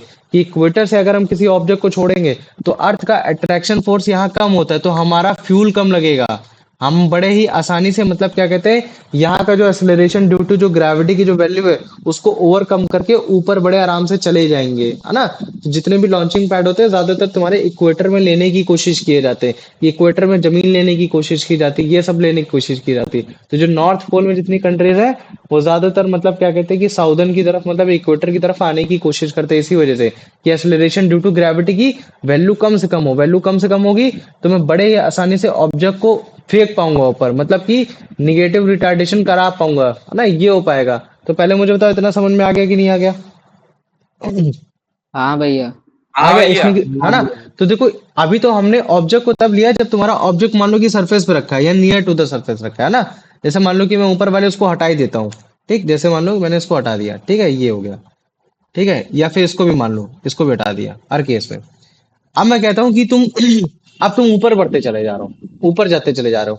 अभी कभी कभी तुम्हारी पोजीशन यहाँ हुआ करती थी, अब तुम्हारी पोजीशन यहाँ हो गई। तो चलो ठीक है, ये जो मैंने वैल्यू निकाली है, ये तुम्हारी जो वैल्यू आई है ना, 11 मीटर पर सेकंड स्क्वायर की, वो तो तब आई है जब तुम्हारी बॉडी यहाँ थी, ए पोजीशन में थी। अभी मैं बोल देता हूँ कि तुम्हारी ये पोजीशन ए डैश यहाँ आ गई। अब मैंने बोल दिया कि पोजीशन यहाँ आ गई, ए डबल डैश यहाँ आ गई। तो मुझे मालूम है कि भैया जैसे जैसे जैसे जैसे हम लोग सरफेस के ऊपर चलते चले जा रहे हैं, मतलब कि और ऊपर चलते चले जा रहे हैं, सरफेस के और ऊपर चलते चले जा रहे हैं, तो वैसे वैसे हमारा रेडियस और बढ़ता चला जा रहा है। तो मुझे बताओ, अगर जैसे जैसे और रेडियस बढ़ता चला जाएगा, वैसे वैसे जो हमारा जो ग्रेविटेशनल फोर्स है वो और कम होता चला जाएगा कि नहीं होता चला जाएगा, बताओ मुझे। ये तुम्हारा ये जो तुम्हारा जी की वैल्यू है वो और कम होती चली जाएगी कि नहीं होती चली जाएगी, बताओ। हाँ। होती चली जाएगी ना। तो अभी अगर जैसे मान लो कि मैं सरफेस की बात कर देता हूँ कि आप अर्थ की किसी भी सरफेस पे हो, तो जो उस समय जो अर्थ आपको अट्रैक्ट कर रही, जिस एक्सेलरेशन से अट्रैक्ट कर रही है, वो होता है 9.8 मीटर पर सेकंड स्क्वायर की स्पीड से आपको अट्रैक्ट कर रही है ना, जनरल। ये बात हो गई। लेकिन मैं बोलता हूँ कि जैसे ही आप 200 किलोमीटर आप ऊपर चले जाते हो, अब अगर आप ऊपर चले गए, तो अब आपके और आपके बीच में डिस्टेंस बढ़ गया, मतलब फोर्स ऑफ अट्रैक्शन कम हो गया। फोर्स ऑफ अट्रैक्शन कम हो गया, तो अब बॉडी आपको उतनी तेज से अट्रैक्ट नहीं कर पाएगी जितने अट्रैक्ट से पहले कर पा रही थी। तो अब आपको धीरे धीरे अट्रैक्ट करेगी, तो मतलब आपकी वेलोसिटी भी, एक्सेलरेशन ड्यू टू ग्रेविटी भी आपका कम हो गया। तो जो उस समय जो वैल्यू होती है वो आपकी कितनी होती है, वो आपकी थी 9.23 मीटर पर सेकंड स्क्वायर की स्पीड है। तो ये तो तब है जब आप 200 किलोमीटर ऊपर जा रहे हो। लेकिन सैटेलाइट्स, एस्ट्रोनॉट्स, तो ये तो इससे भी और ऊपर होते हैं। जैसे मान लो कि मैंने बोल दिया कि अब तुम 1000 किलोमीटर के ऊपर हो गए, तो अगर तुम 1000 किलोमीटर के ऊपर हो गए, तो इसका मतलब क्या है, अब कितना हो जाएगा तुम्हारा, अब तुम्हारी जो वैल्यू हो जाएगी वो हो जाएगी 7.34 हो जाएगी। अब तुम इतनी स्पीड से तुम नीचे आ रहे होगे। अब अगर मान लो कि मैं बोल देता हूँ कि अब तुम 10,000 किलोमीटर पे आ गए, 5,000 किलोमीटर पे आ गए, इसी तरीके से अगर मान लो कि मैं 30,000 किलोमीटर पे चला जाता हूँ, मतलब 30,000 किलोमीटर ऊपर चले जाता हूँ, तो जो उस समय जो एक्सेलरेशन ड्यू टू ग्रेविटी की जो वैल्यू होती है वो कितनी होती है, वो होती है 0.30 मीटर पर सेकंड स्क्वायर की स्पीड। मतलब है कि तब उस समय अगर मैं ऑब्जेक्ट को, अगर वहां से अगर मैं उस समय अगर ग्रेविटेशनल फोर्स चेक करूं ऑब्जेक्ट का और हमारे अर्थ के बीच में, तो वो तो 9.8 न्यूटन तो हो रहेगा ही रहेगा, 9.8 न्यूटन ही रहेगा। लेकिन मुझे मालूम है कि ये जो बेसिक, मतलब कि एक तरीके से जो जो मतलब क्या कहते हैं उसका फोर्स ऑफ अट्रैक्शन है, कि जिस वेलोसिटी से, जिस एक्सेलरेशन से वो मेरी तरफ आएगा, वो कम हो जाएगा। इसका मतलब है कि जैसे जैसे जैसे जैसे हम लोग सरफेस के ऊपर जाते चले जाते, वैसे हमारा एक्सेलरेशन ड्यू टू ग्रेविटी भी कम होता चला जाता है। मतलब कि अर्थ हमको उतनी तेज से घसीट नहीं पाता कि आ जा मेरे पास, आ जा, ये सारी चीजें आ जा। तो इसका तभी तुमने देखा होगा कि जब हमको घसीट ही नहीं पाते, तो जैसे जैसे हम लोग स्पेस में जाते हैं, वैसे वैसे हमारा जो वो होता है, वेट होता है, वो कम होता है। क्योंकि जो वेट होता है वो डायरेक्टली प्रोपोर्शनल टू होता है तुम्हारा एक्सेलरेशन ड्यू टू ग्रेविटी के सेंस में होता है। अभी अगर मान लो कि मास और तुमको अगर मैं वेट का कंपैरिजन बताने की कोशिश करूँ, तो बस तुमको इतना जानो कि मास केवल एक, जैसे हो सकता है कि तुमको मैं ऐसे दिखा दूं, एक ऑब्जेक्ट ये, एक ऑब्जेक्ट ये, और मैं बोलूं कि मुझे बता कौन सा इसमें भारी है, तो तुम देख के बोलोगे अरे भैया इसमें ए भारी, इसमें बी हल्का है। लेकिन जरूरी नहीं है। मास तुम्हारा एक बॉडी होता है, वेट तुम्हारा ये होता है कि तुमने कितना मैटर उसके अंदर भर रखा है। ठीक है, कितना कंसाइजली भर रखा है, एक वो चीज हो गया, है ना। तो मास एक तरीके से क्या, कितना मैटर आ सकता है, और तुम्हारा बी कितना हो गया, कितना मैटर तुम्हारा भरा हुआ है ये। तो अभी इसके बारे में, मास और वेट के बारे में तुमको बताऊंगा, वेट में बताऊंगा कि वेट को हम लोग 9.8 न्यूटन के कंपैरिजन के साथ प्रोपोर्शनैलिटी में कैसे यूज करते हैं। तो इस चीज को समझो। तो पहले मुझे बताओ ये कैसे वेरिएट कर रहा है अलग अलग acceleration due to gravity according to location. ये चीज समझ में आ गई कि नहीं आ गई, पहले इतना बताओ। हाँ भैया। आगे ने, और हाँ भैया। ये चीज भी समझ में आ गया ना कि ये तुम्हारे बॉडी के मास पे डिपेंड नहीं कर रहा है, ये तुम्हारे अर्थ के मास पे डिपेंड कर रहा है। ये चीज समझ में आ गई। हाँ भैया। आ गई ना, चलो वेरी गुड। अभी देखो दिखाते हैं। ठीक है, छोटे से कंसेप्ट है, जहाँ थोड़ा बहुत देखोगे तो सब समझ में आ जाएगा। ठीक है, तो जैसे पहले अर्थ को देखो तुम, है ना। अर्थ को हम लोग ऐसा अपीयर करते हैं, सोचते हैं ऐसे होता है अर्थ, लेकिन एक्चुअली में कैसा होता है, ऐसा कुछ, मतलब हल्का सा फ्लैटेंड रहता है ना। मतलब कि पोल की तरफ हल्का सा फ्लैटेंड, अगर तुम ध्यान से देखोगे ना, तो ओ सॉरी, ठीक है, इसको देखो, है ना, ये देखो, इसको अगर दिखाते तो ये देखो, ये हो गया। तो अभी अगर जैसे मान लो कि मैं बोल देता हूँ कि तुम यहाँ हो, ठीक है, और मैंने बोल दिया कि एक पोजीशन ए ये है, सॉरी है ना, जैसे मान लो कि ए पोजीशन ए है, ए बी पोजीशन ये, और मुझे बोलना है कि तुम्हें जल्दी पहुंचना है, तो मुझे बताओ तुम किस पोजीशन में जल्दी पहुंचोगे, ए या बी में? भैया बी में। भैया बी बी। में, बी में पहुंचेंगे ना। तो हाँ, तो चलो बी में पहुंचेंगे। तो मतलब कि अगर मैं रेडियस बोलना चाहूँ तो रेडियस सबसे ज्यादा कम कहाँ होगी, तुम्हारी ये बी वाली की कम होगी, है ना, बी वाले की कम होगी, ए वाली की रेडियस ज्यादा होगी। तो अगर मैंने बोल दिया कि बी वाली की रेडियस कम है, तो इसका मतलब है कि अगर इस समय अगर मैं एक्सेलरेशन ड्यू टू ग्रेविटी की वैल्यू निकालता हूँ, है ना, तो ये जो होता है आर, तो मतलब आर की वैल्यू कम है, तो आर की वैल्यू कम है, तो इसका मतलब क्या चीज है कि एक्सेलरेशन ड्यू टू ग्रेविटी की वैल्यू ज्यादा आएगी। क्यों? क्योंकि डिनोमिनेटर अब कम हो गया, तो जी की वैल्यू ज्यादा आ जाएगी, है ना। और अगर जैसे मान लो कि इधर मैं चेक करता हूँ, तो यहाँ जी की वैल्यू, यहाँ अगर मैं इधर साइड चेक करता हूँ, तुम्हारा इक्वेटर में चेक करता हूँ, तो यहाँ इक्वेटर में तुम्हारा आर की वैल्यू बढ़ गई। जब तुम्हारी आर की वैल्यू बढ़ गई, डिनोमिनेटर बढ़ गया, तो मतलब यहाँ जी की वैल्यू मतलब कि जी की वैल्यू क्या हो जाएगी, कम हो जाएगी, क्योंकि डिनोमिनेटर बढ़ने पे क्या होता है, आपका टोटल वैल्यू कम होता है। तो अब ये जो आर पे ही डिपेंड है, आर पे ही क्यों डिपेंड है, क्योंकि जब भी हम एक्सेलरेशन ड्यू टू ग्रेविटी में जो फॉर्मूला लगा रहे हैं, है ना, ये तुम्हारा जी हो गया, एम हो गया, है ना, तो ये जो जी और ये जो एम है, ये तुम्हारे क्या है, ये तुम्हारे कांस्टेंट है, ये कभी भी चेंज नहीं होने वाले। लेकिन जो अर्थ का जो रेडियस है, ये हमेशा तुम्हारा चेंज होता है ना। तो जितना जितना जब तक तुम्हारा रेडियस ऑफ अर्थ कांस्टेंट है, तब तक तुम्हारे 9.8 वैल्यू आ रही है। लेकिन जैसे आपका रेडियस ऑफ अर्थ हमने इधर उधर किया, तो तुम्हारा एक्सेलरेशन ड्यू टू ग्रेविटी की वैल्यू भी बदल जाएगी, है ना। और इसके पीछे मेन कारण क्यों, क्योंकि भैया अर्थ का सरफेस प्योरली सर्कल नहीं होता, ओवल इन शेप होता है, ऑबलाइड इन शेप का होता है। ये हो गया, परफेक्ट स्फेयर का नहीं होता है ना। क्यों? क्योंकि अर्थ का जो पोल होता है वो फ्लैटेंड होता है, तो फ्लैटेंड होने की वजह से वहां तक की जो डिस्टेंस होती है थोड़ी सी कम हो जाती है, और जो आपका जो इक्वेटर वाली डिस्टेंस होती है वो थोड़ी सी ज्यादा हो जाती है। इसका मतलब है कि पोल पे अगर डिस्टेंस कम होगी, रेडियस कम हो गया, तो मतलब जी की वैल्यू बढ़ गई, क्योंकि जो आर होता है वो तुम्हारे डिनोमिनेटर पे होता है, डिनोमिनेटर की वैल्यू बढ़ेगी, तो टोटल वैल्यू तुम्हारी क्या होगी, तुम्हारी मतलब एक तरीके से क्या हो जाएगी, तुम्हारी मतलब वो हो गई, ठीक है, तो मैक्सिमम हो गई, ये हो गया। अब अगर देखो रेडियस अगर मैं इक्वेटर पे लेता हूँ, तो जो तुम्हारी जी की वैल्यू है, वो तुम्हारी क्या हो जाएगी, मिनिमम हो जाएगी। क्यों हो जाएगी? क्योंकि जो आपका रेडियस है, वो रेडियस आपका जो हो गया इक्वेटर पे बढ़ गया, है ना, क्योंकि डिनोमिनेटर की वैल्यू क्या हो गई, बहुत ज्यादा हो गई, तो इसी वजह से ऐसा हो गया, है ना।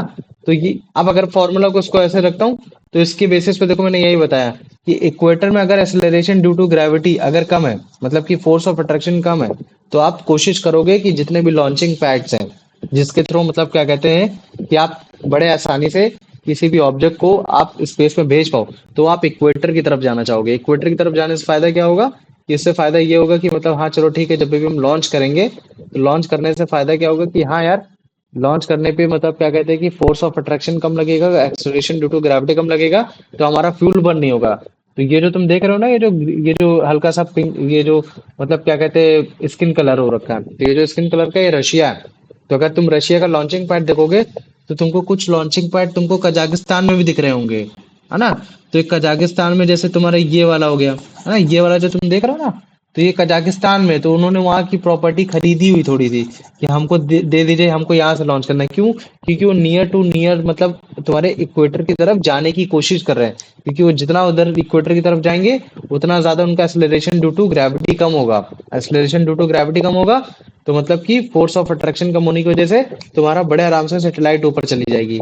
ये हो गया, है ना। अब अगर मान लो कि जैसे जैसे आप ऊपर भी चलते चले जाते हो, तो रेडियस आपका और भी बढ़ता चला जाएगा, रेडियस और बढ़ेगा, तो एक्सेलरेशन ड्यू टू ग्रेविटी और कम होगी। जैसे 200 किलोमीटर पे 9.9.23 हो गया, 1000 किलोमीटर पे 7.34, 5000 में 3.08, हजार मतलब क्या कहते हैं कि ये 10,000 में तुम्हारा इतना हो गया, ठीक है। ठीक वैसे अगर मान लो कि 30,000 उसमें जाते हैं, तो कितना हो जाएगा, 0.3 मीटर पर सेकंड के स्क्वायर हो जाएगा, तो है ना। तो ये क्या बताने की कोशिश कर रहा है, ऊपर वाला फॉर्मूला क्या बता रहा है कि चल ठीक है, कैपिटल जी और स्मॉल जी, सॉरी कैपिटल जी और कैपिटल एम ये कांस्टेंट है, तो वैल्यू डिपेंड कर रही है टोटल आर पे। तो अगर आर की वैल्यू बढ़ेगी, तो जी की वैल्यू कम होगी, और अगर आर की वैल्यू तुम्हारी घटेगी, तो जी की वैल्यू बढ़ेगी। और आर की वैल्यू घटती कब है, जब वो आपका भैया मतलब क्या कहते हैं कि वहां होता है पोल की तरफ डिस्टेंस ली जाती है।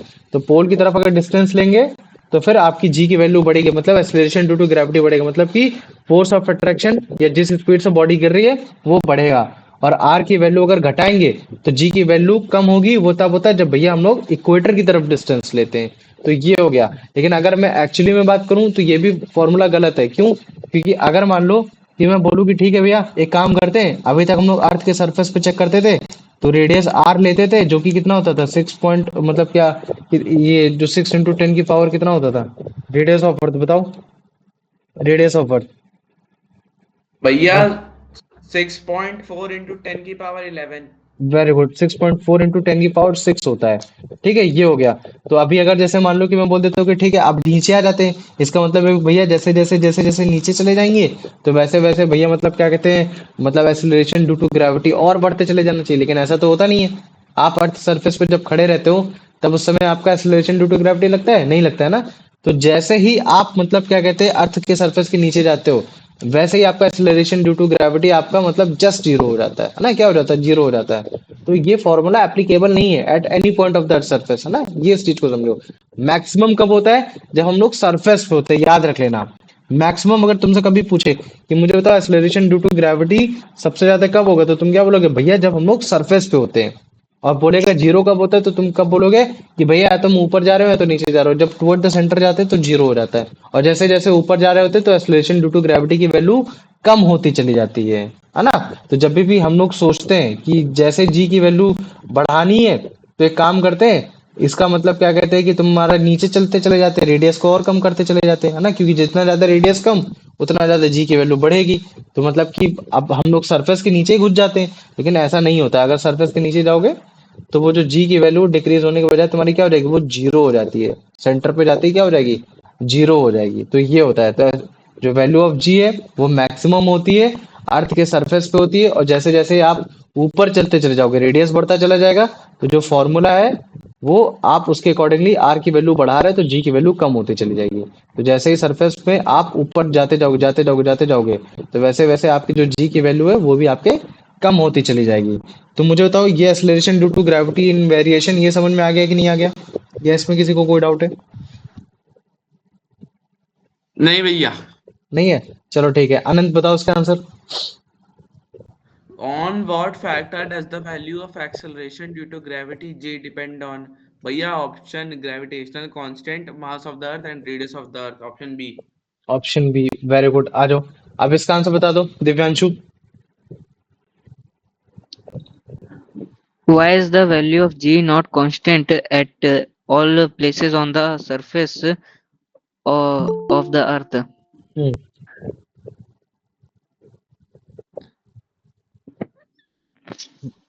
बताओ, पढ़ो।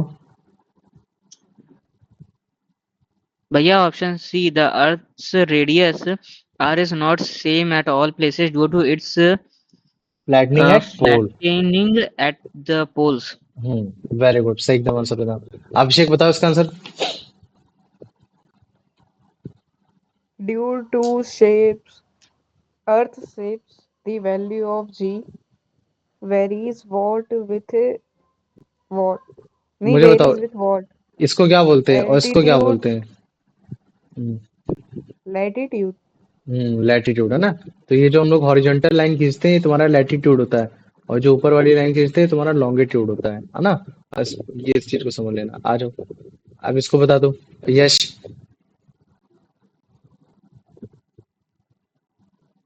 क्लास में है यश?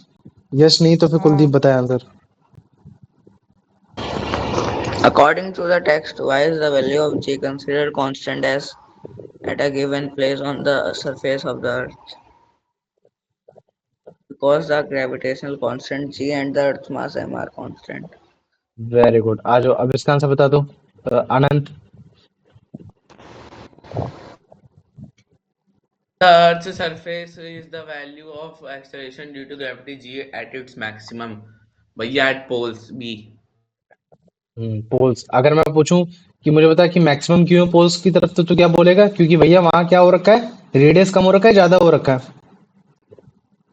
कम। कम हो रखा है। वेरी गुड, आ जाओ दिव्यांशु भाई इसका बता answer. Why is the value of g minimum at the equator?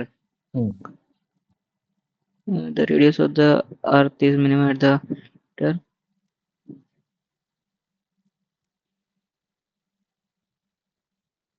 भैया ऑप्शन ए। नहीं, अच्छा मैं एक बार फिर से फॉर्मूला लिख देता हूँ, ठीक है। मैंने फॉर्मूला लिखा जी, small g equal to capital G M upon are square. अब तुम बोल रहे हो कि भैया इक्वेटर में आपका जो रेडियस होता है मिनिमम हो जाता है, तो मुझे बताओ अगर इक्वेटर रेडियस में मिनिमम हो जाएगा तो आर की वैल्यू कम हो जाएगी, और बताओ आर की वैल्यू कम हो जाएगी तो जो टोटल वैल्यू वो कम होगी या ज्यादा होगी? मतलब कि जैसे जैसे भाई डिनोमिनेटर बढ़ेगा वैसे वैसे वैल्यू घटती है या बढ़ती है, ये बताओ बस मुझे केवल। भैया घटती है। जैसे जैसे वैल्यू, मैंने बोला कि जैसे जैसे डिनोमिनेटर की वैल्यू बढ़ती है, जैसे मान लो कि मैं बोल देता हूँ कि एक कोई फ्रैक्शन है, जैसे मान लो मैंने बोल दिया एक फ्रैक्शन 1/2 है, एक 1/4 है, एक 1/5 है, एक 1/6 है, तो अगर मैं इनको ए बोल देता हूँ, बी बोल देता हूँ, सी बोल देता हूँ, डी बोल देता हूँ, तो मुझे तो इनमें से सबसे छोटी वैल्यू कौन सी होगी? भैया 1/6। 1/6 होगी। तो 1/6 तुमने कैसे पता लगाया कि हाँ भैया इसमें डिनोमिनेटर की वैल्यू आपकी बढ़ रही है? तो वही चीज मैं बोल रहा हूँ कि अगर मैं ये बोलता हूँ कि हाँ चलो ठीक है, वैल्यू ऑफ जी मिनिमम हो गई, तो वैल्यू ऑफ जी मिनिमम कब होगा, मतलब कि टोटल वैल्यू ये जी मिनिमम कब होगा? जब ये तुम्हारा आर बढ़ेगा या घटेगा, बताओ मुझे। भैया जब ये आर घटेगा। जब ये आर घटेगा, तो अच्छा मुझे बताओ अगर नहीं ये मतलब हाँ बढ़ेगा बढ़ेगा। बढ़ेगा ना, तो मुझे बताओ कि जब हम लोग इक्वेटर से चेक करते हैं, जब इक्वेटर से डिस्टेंस को चेक करते हैं और एज कंपेयर टू पोल, तब जो आर की जो डिस्टेंस होती है बड़ी ज्यादा होती है कम होती है? भैया तब उसकी डिस्टेंस बड़ी होती है। बड़ी होती है। तो ऑप्शन ए पढ़ो और ऑप्शन सी पढ़ो, उसमें डिफरेंस देखो क्या है। पढ़ो पढ़ो। भैया कहते हैं जो ऑप्शन है भैया उसमें ये लिखा है कि जो अर्थ का जो रेडियस है वो इक्वेटर में मिनिमम होता है। हम्म। और क्या कहते हैं, ऑप्शन सी में ये लिखा है कि जो अर्थ का जो रेडियस होता है वो इक्वेटर में मैक्सिमम होता है। तो क्या होता है इसमें से? भैया ऑप्शन सी। इक्वेटर में बड़ा होता है क्योंकि अर्थ हमारा सर्कुलर इन शेप का नहीं होता, थोड़ा सा ऑबलाइड इन शेप का ओ होता है। ओवलेज होता है। हाँ, तो ऑब्लाइड होता है तो मतलब रेडियस यहाँ बड़ी, तो अगर जितना ज्यादा डिनोमिनेटर बड़ा होगा तो वैल्यू उतनी कम होती चली जाएगी। तो क्वेश्चन में भी तो यही बोला है कि अगर हम मैं इक्वेटर में चेक करता हूँ जी की वैल्यू तो वो मिनिमम आती है। तो वो क्यों आती है तो तुम तुरंत बता देते हो कि भैया क्योंकि जो आपका रेडियस है वो अर्थ का इक्वेटर में ज्यादा है एज कंपेयर टू पोल। ये है। आ जाओ, अब इसका आंसर बता दो अभिषेक। When it is the value of acceleration due to gravity, g, as it maximum of an object is relation of the to the earth. Option C. Option C, very good. आ जाओ, अब इसका answer बता दो Kuldeep. According to the text, what happens to the value of g as you go above or inside the Earth's surface? It becomes, it decreases. Yeah, decreases.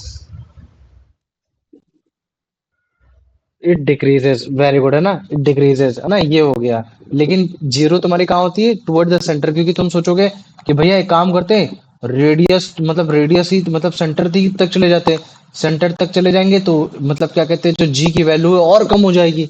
लेकिन ऐसा नहीं होता है, जैसे ही आप सेंटर पे आते हो वैसे वैल्यू क्या हो जाती है? जीरो हो जाती है ना? तो इस चीज को समझ लेना। तो अगर आप सरफेस से नीचे जा रहे हो, सरफेस से आप ऊपर जा रहे हो, तो दोनों ही केस में आपकी जो जी की वैल्यू है वो डिक्रीज हो रही है। और लेकिन अगर मैक्सिमम चेक करना है तो मैक्सिमम कहाँ होती है? आपके सरफेस पे होती है। तो क्वेश्चन बोल रहा है कि मुझे बताओ कि जी की जो वैल्यू है अगर मैं ऊपर और नीचे जाऊंगा तो वैल्यू क्या होगी? तो वो दोनों ही केस में तुम्हारी क्या होगी? डिक्रीज होगी। ये है ना? तो इसका मतलब है जो हमने ये फॉर्मूला पढ़ा था वो एक्चुअली में फॉर्मूला उतना भी कारगर नहीं होता है। ये है। आ जाओ, अब इसका आंसर बता दो। यश, नहीं तो फिर उसके बाद अनंत। Based on the text, what happens to the value of acceleration due to gravity g as an object move higher above the Earth's surface? The option C, it decreases.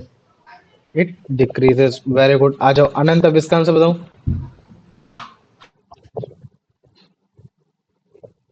To what specific height above the Earth's surface is the value of g? given as 1.49 metre square. भैया option C 10,000 kilometre. Very good, है ना, ऐसे हो सकता है। अच्छा जैसे मान लो कि मैंने बोल दिया 10,000 किलोमीटर पे 1.49 मीटर पर सेकंड स्क्वायर की तुम्हारी एक्सेलरेशन ड्यू टू ग्रेविटी है। तो मुझे बता सकते हो कि 30 किलोमीटर पर अगर डिस्टेंस ले लेता हूँ तो इससे वैल्यू ज्यादा होगी या इससे वैल्यू कम होगी?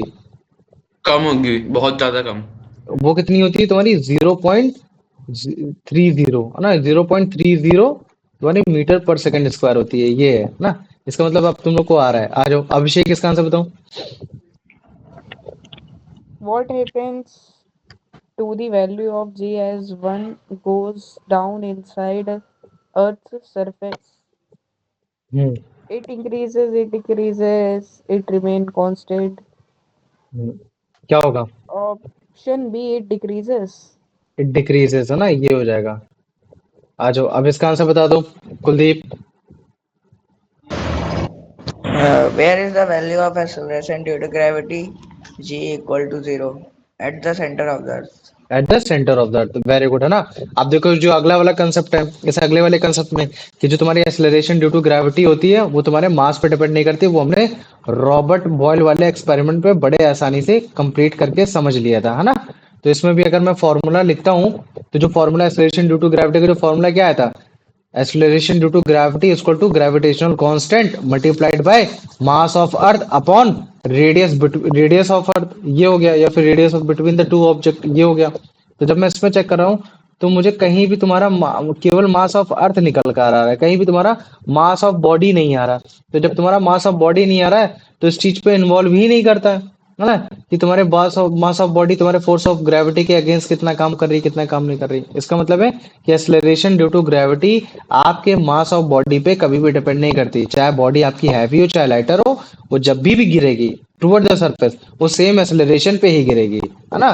तो चाहे वो बड़ा स्टोन फेंको चाहे छोटा स्टोन फेंको, दोनों ही एक साथ ही गिरेंगे, क्योंकि एक्सेलरेशन ड्यू टू ग्रेविटी दोनों के लिए सेम ही है। लेकिन ये तब कब है? जब तुम्हारा फ्री फॉल की कंडीशन में, मतलब कि कोई भी ऑब्स्ट्रक्शन नहीं है, कि किसी को एक ज्यादा ऑब्स्ट्रक्शन दे दिया किसी को कम ऑब्स्ट्रक्शन दे दिया। तो इस तरीके के केस वैक्यूम में ज्यादा सक्सेसफुल होते हैं, है ना। तो इस चीज को ज्यादा समझ के रखना, ठीक है। तो अभी अगर जैसे मान लो कि इसको मैं अगर तुमको दिखाता हूँ तो ये देखो, जैसे दोनों स्टोन इसमें जो गिर रहे हैं वो सेम स्पीड से गिर रहे हैं वैक्यूम में, और वो स्पीड कितनी है? 9.8 मीटर पर सेकंड स्क्वायर की स्पीड है ना। लेकिन अगर आप एयर में देखते हो तो एयर में ऐसा नहीं हो रहा। एयर में स्टोन पहले गिर रहा है और पेपर बाद में गिर रहा है। ऐसा क्यों हो रहा है? क्योंकि जो इस समय जो आपका स्टोन का मास है वो उसके सरफेस एरिया के अकॉर्डिंगली एकदम सेल्फ डिजाइन हो रखा है। लेकिन जो आपका मतलब क्या कहते हैं पेपर का जो मास है उसके अकॉर्डिंगली जो सरफेस एरिया उसका बहुत ज्यादा हो रखा है ना। तो थोड़ा सा एयर में कहीं ना कहीं डिफ्लेक्शन आपको देखने को मिल सकता है, लेकिन एक्सेलरेशन ड्यू टू ग्रेविटी दोनों में ही सेम है, दोनों में ही अर्थ सेम फोर्स पे लग रही है, क्योंकि ये आपके मास पे डिपेंड कर ही नहीं रही है, ये आपके सरफेस एरिया पे डिपेंड कर रही है और आपके रेजिस्टेंस फोर्स एयर पे डिपेंड कर रही है ना। तो चाहे आप बड़ा स्टोन फेंको चाहे छोटा स्टोन फेंको छत से, दोनों ही एक साथ ही गिरेंगे, एट सेम टाइम गिरेंगे, क्योंकि दोनों मास पे डिपेंड नहीं करते हैं। हम लोग बचपन से ऐसा सोचते हैं कि हाँ यार भारी ऑब्जेक्ट पहले गिरता है ना, बाकी वो चीजें क्योंकि हम लोग हल्के ऑब्जेक्ट में ज्यादातर पन्नों को ही गिराते हैं। लेकिन अगर आप एक पत्थर और दूसरा पत्थर को गिराओगे तो दोनों एक साथ ही गिरेंगे, है ना, ये है। चलो आ जाओ, ठीक। इसमें भी लिख रखा है, लेकिन इतना याद रख लेना कि कोई भी फ्रिक्शन फोर्स नहीं है, ग्रेविटी है ना, ये सारी चीजें, है ना। चलो आ जाओ, वैक्यूम में होना चाहिए। अब इसका आंसर बता दो आनंद।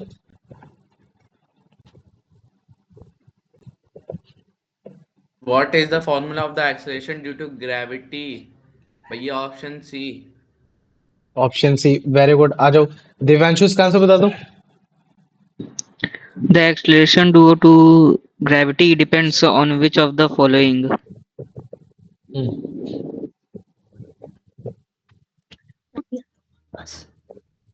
the mass of the earth, the mass of the earth, है ना। बाकी शेप ऑफ द बॉडी पे डिपेंड नहीं करेगा, बॉडी पे डिपेंड नहीं करेगा, है ना। The mass of the body on which the gravity act, इस चीज पे भी डिपेंड नहीं करेगा, तुम्हारा मास ऑफ द अर्थ पे डिपेंड करेगा। कि मास ऑफ द अर्थ क्या मतलब कि एक्सेलरेशन ड्यू टू ग्रेविटी, अगर हम लोग अर्थ का चेक कर रहे हैं तो हम लोग अर्थ का मास लेंगे, और अगर acceleration due to gravity of moon का चेक करेंगे तो वहां मून का मास लेंगे। बाकी जी की वैल्यू हमेशा हर जगह सेम रहती है, वो तो चेंज होने वाली नहीं, है ना। तो अगर एम और आर की वैल्यू को हट चेंज कर दें तो हम बड़े आसानी से जो एक्सेलरेशन ड्यू टू ग्रेविटी जो इस समय अर्थ का है अर्थ का चेक कर रहे हैं, इसी तरीके से हम लोग मून का भी चेक कर सकते हैं, जुपिटर का भी चेक कर सकते हैं, हर किसी का चेक कर सकते हैं, है ना। तो अभी उनका भी चेक करेंगे। चलो आ जाओ, अब इसका आंसर बता दो यश।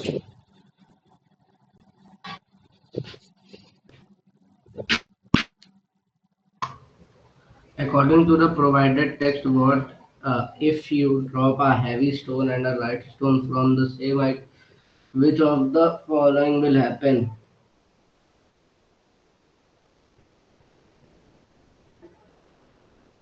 बताओ।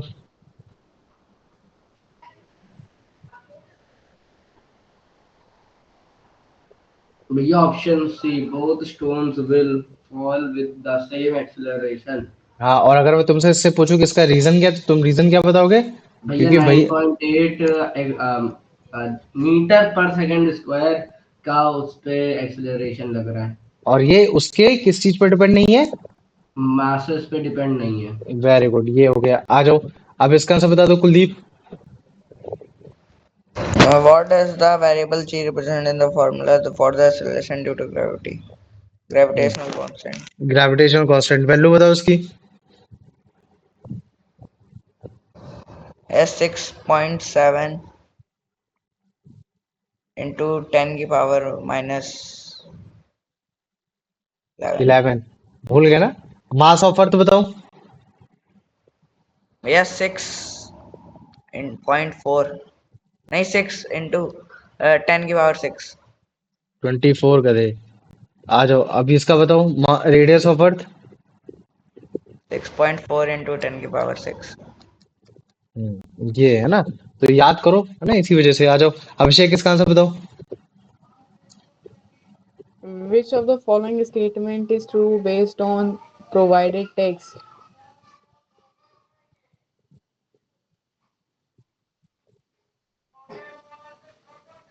ऑप्शन भी भैया पढ़ लिया करो। Option B, acceleration due to gravity is the same for all bodies regardless of their mass. ठीक, वेरी गुड। आ जाओ दिव्यांशु, इसका आंसर बताओ भाई। Based on the provided image, छोड़ो छोड़ो what is the image, acceleration? भैया इमेज तो है ही नहीं। छोड़ो, सोचो ऐसा, एक ये पेपर है और एक तुम्हारा ये स्टोन है, या फिर दोनों ही स्टोन समझ लो, ये दोनों स्टोन है। What is the acceleration experienced by both a big stone and a small stone when dropped simultaneously? Simultaneously, Simultaneously. मतलब कि दोनों को एक साथ अगर छोड़ते हैं, तो जो बड़ा स्टोन है, जो छोटा स्टोन है, उनमें जो एक्सेलरेशन जो एक्सपीरियंस किया जाएगा वो कैसा होगा? वो भैया acceleration. Option C, both stones are acted upon by the same acceleration of 9.8 meter per second. Very good, fantastic. चलो आ जाओ आनंद, इसका आंसर बताओ भाई। According to the text, for two objects to reach the ground at same time when dropped from same height, what condition must be? भैया there should be no air resistance. या फिर उसके साथ क्या बोल सकते हैं, फ्रिक्शनल फोर्स नहीं होना चाहिए, है ना। वैक्यूम में अगर करोगे तो ज्यादा अच्छे से तुम्हारी वैल्यू निकल कर आएगी। ये है। अब आ जाओ यश, इसका आंसर बताओ।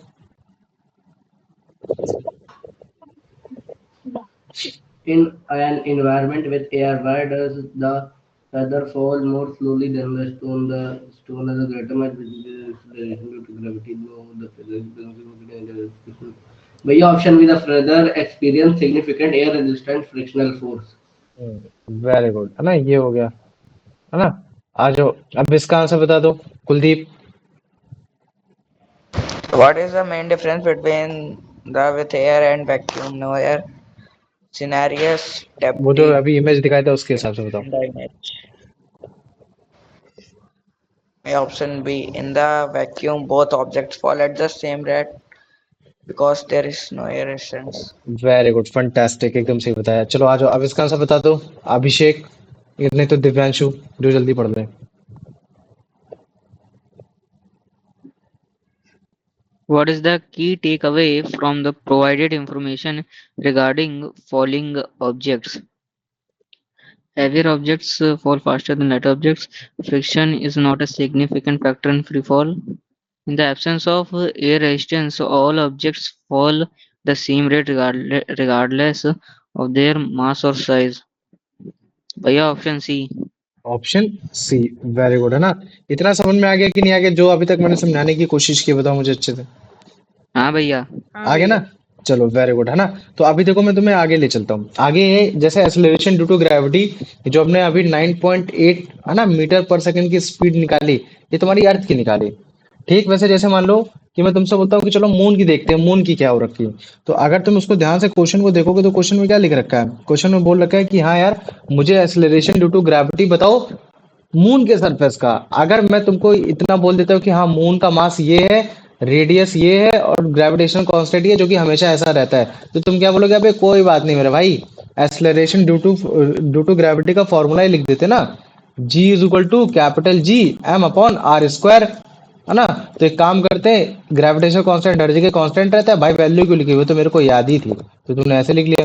फिर मास मेरे को बता दो, तो मास तुमने जान लिया कि हाँ कितना होता है, 7.4 इंटू 10 की पावर 22। और रेडियस भी बता दिया उसने कि जो रेडियस है, जो कॉमन रेडियस, जो एवरेज रेडियस है, उन्होंने निकाल के दे दिया कि हाँ 1740 किलोमीटर है। लेकिन अगर तुम ध्यान से देखोगे तो हम लोग जितने भी वैल्यू को लिखते हैं किस में लिखते हैं, किलोमीटर में लिखते हैं, मीटर में लिखते हैं, बताओ। मीटर। मीटर पे लिखते हैं ना। तो अगर मैं मीटर पे लिखना है तो मैं क्या करूंगा, इसको 1000 से मल्टीप्लाई कराऊंगा। और इसका मतलब है कि अगर मैं 1000 से मल्टीप्लाई कराऊंगा तो ये क्या हो जाएगा तुम्हारा, एक तरीके से अगर मैं इसकी वैल्यू को लिखूं तो क्या बोल सकता हूँ, 174 इंटू 10 की पावर 5, क्योंकि एक जीरो मैंने इधर बढ़ा दिया, है ना। ठीक वैसे अगर जैसे मान लो कि अगर मैं पॉइंट बढ़ाता चला जाता तो जीरो बढ़ता चला जाएगा, जीरो बढ़ता चला जाएगा। तो ठीक ऐसे जैसे मान लो कि मैं 4 हो जाएगा, सॉरी 4 हो जाएगा। तो अगर जैसे हाँ, अगर मान लो कि अगर मैं 1.74 कर देता हूँ तो इसका मतलब क्या 10 की पावर 6 हो जाएगा कि नहीं हो जाएगा, बताओ मुझे। इतना इतना आता है कि नहीं आता तुम लोग को, ये हाँ सब भैया। आता है ना। तो इसका मतलब है कि ये तुम्हारा दोनों ही वैल्यू सेम है। अगर मान लो कि मैं 174 इंटू 10 की पावर 4 लिखता हूँ या फिर 1.74 इंटू 10 की पावर 6 लेता हूँ, दोनों ही बात बराबर है, कोई अंतर नहीं है। तो एक काम करते हैं, मैंने इस वाले मीटर वाले को उसको यूज कर लिया, फिर किसी को भी यूज कर लो। तो मैं नीचे रख लेता हूँ, मैंने क्या लिखा, 1.74 इंटू 10 की पावर 6 और इसका मैंने कर दिया स्क्वायर। तो जब मैं इसकी वैल्यू को निकालूंगा तो पता है कितनी वैल्यू आएगी, इसकी एक्सेलरेशन ड्यू टू ग्रेविटी की वैल्यू आएगी, ये आएगी 1.63। अब अगर तुम जैसे मान लो कि मैं मून का लिख देता हूँ, ठीक ऐसे मान लो कि मैं अर्थ का लिख देता हूँ, अर्थ का कितना होता है 9.8, है ना, ये तुम्हारा अर्थ का होता है। यूनिट भी लिख देना इसमें, है ना, मीटर पर सेकंड स्क्वायर। तो तुम खुद देखो, मून के पास एक्सेलरेशन ड्यू टू ग्रेविटी तुम्हारा बहुत कम है एज कंपेयर टू अर्थ। कितना है तुम्हारा, लगभग 1/6। मतलब कि अर्थ जितने ताकत से तुमको घसीटता है और जितनी स्पीड से तुम आते हो वो 9.8 है। अगर उसके कंपैरिजन में अगर मैं मून का चेक करता हूँ तो वो कितना है 1.63, जो कि बेसिकली इसका 1/6 है। मतलब कि जो वेट, जो हमारा मास तो थ्रू आउट हर जगह सेम रहेगा, लेकिन जो वेट हम लोग अर्थ में एक्सपीरियंस कर रहे होंगे अर्थ की ग्रेविटेशनल फोर्स की वजह से, वो वेट हम लोग मून पे एग्जिस्ट नहीं कर पा रहे होंगे, मून पे फील नहीं कर पा रहे होंगे। क्यों? क्योंकि यहाँ का जो ग्रेविटेशनल मतलब क्या कहते हैं एक्सेलरेशन ड्यू टू ग्रेविटी है वो 1/6 है। इसका मतलब है कि अगर मेरा वेट 60 kg है अर्थ में, तो एक्सेलरेशन ड्यू टू ग्रेविटी के प्रेजेंस में मून में मेरा वो वेट कितना हो जाएगा वहां, बताओ। 1/6 ऑफ वन वेट। 1/6 मतलब कितना, जो अभी 10 kg। 10 kg हो जाएगा। 10। वेरी गुड, है ना। तो हमारा कितना हो जाएगा वेट 10 kg को। तभी तुमने देखा होगा जो नीलाम स्ट्रॉन्ग है ना, और जो तुम्हारे जितने भी तुम्हारे साइंटिस्ट हैं, जब भी मतलब क्या कहते हैं जब भी तुम्हारा मतलब रोवर्स हो गया कुछ भी हो गया, जब भी वहां जाते हैं मून के सरफेस में जाते हैं तो अपने आप को हल्का महसूस करते हैं। तो देखो वेट का कम ज्यादा होना वो इस चीज पर डिपेंड करता है कि वहां के सरफेस का ग्रेविटेशन, तुम्हारी एक्सेलरेशन ड्यू टू ग्रेविटी की वैल्यू क्या है। लेकिन मास हर जगह सेम रहता है। जैसे मान लो कि मैं बोल देता हूँ कि तुम ऐसे दिखते हो, ठीक है, तुम ऐसे दिखते हो और तुम्हारा जो ये ऐसे दिखते हो, ठीक। अभी अगर मैं बोलता हूँ कि तुम्हारा मतलब क्या कहते हैं कि ऐसे दिखते हो, तब तुम्हारा अर्थ में मास मतलब क्या, तुम मून में चले जाओगे तो तुम क्या ऐसे हो जाओगे क्या, ऐसे तो होगे नहीं, फिर भी ऐसे ही दिखोगे। तो मतलब कि तुम्हारा मास, जो तुम्हारा अपियरेंस है, जितना तुम बॉडी में इनटेक करा सकते हो वो उतना ही रहेगा। तो मतलब मास तुम्हारा कभी चेंज नहीं होने वाला, लेकिन तुम्हारा वेट बदल जा रहा है। और वेट किस चीज पर बदल जा रहा है, क्योंकि मुझे मालूम है कि भैया जो सरफेस है वो सरफेस एक्चुअली में तुम्हारा मतलब क्या कहते हैं कितना ग्रेविटेशनल मतलब acceleration due to gravity force लगा रही है, मतलब तुमको कितना जल्दी से घसीटने की कोशिश कर रही है। तो जो अर्थ में जो फोर्स होता है वो 9.8 मीटर पर सेकंड स्क्वायर की स्पीड से मतलब क्या कहते हैं तुम आते हो, तो इसी वजह से जो तुम्हारा वेट है वो ज्यादा अपीयर होता है, लेकिन मून में ये 1.63 है, मतलब कि अर्थ के कंपैरिजन में 1/6 हो रखा है। तो जितना वेट अगर मान लो कि अर्थ में 60 है तो मून में हमारा वो 10 हो जाएगा, मतलब कि एक्सेलरेशन ड्यू टू ग्रेविटी जो फोर्स है वो हम लोग थोड़ा लेसर फील कर पा रहे होंगे। तो ये है, जैसे आओ इसको देखो, ठीक आओ, है ना, यही वैल्यू मैंने निकाली 1.63 मीटर पर सेकंड स्क्वायर, है ना। तो जैसे इसको देख रहा हूँ, ये अगर तुमने कभी भी देखा होगा, है ना, तो तुम देख रहे हो कैसे मतलब क्या बड़े मतलब बड़े आराम से इसका वेट अपीयरेंस जो है इनका वो कम है, वो चल नहीं पा रहे हैं। वो जो उनकी आदत है जो मतलब 9.8 मीटर पर सेकंड जो हमारा एक्सेलरेशन ड्यू टू ग्रेविटी जो हमारा अर्थ के, उसको बेसिस पे वो लेके चलने की कोशिश करे, लेकिन इनको मालूम ही नहीं है कि मतलब मालूम तो है लेकिन इनको मतलब वो है फील नहीं है कि यहाँ जो एक्सेलरेशन ड्यू टू ग्रेविटी है वो मून में अर्थ के कंपैरिजन में 1/6 हो रखा है।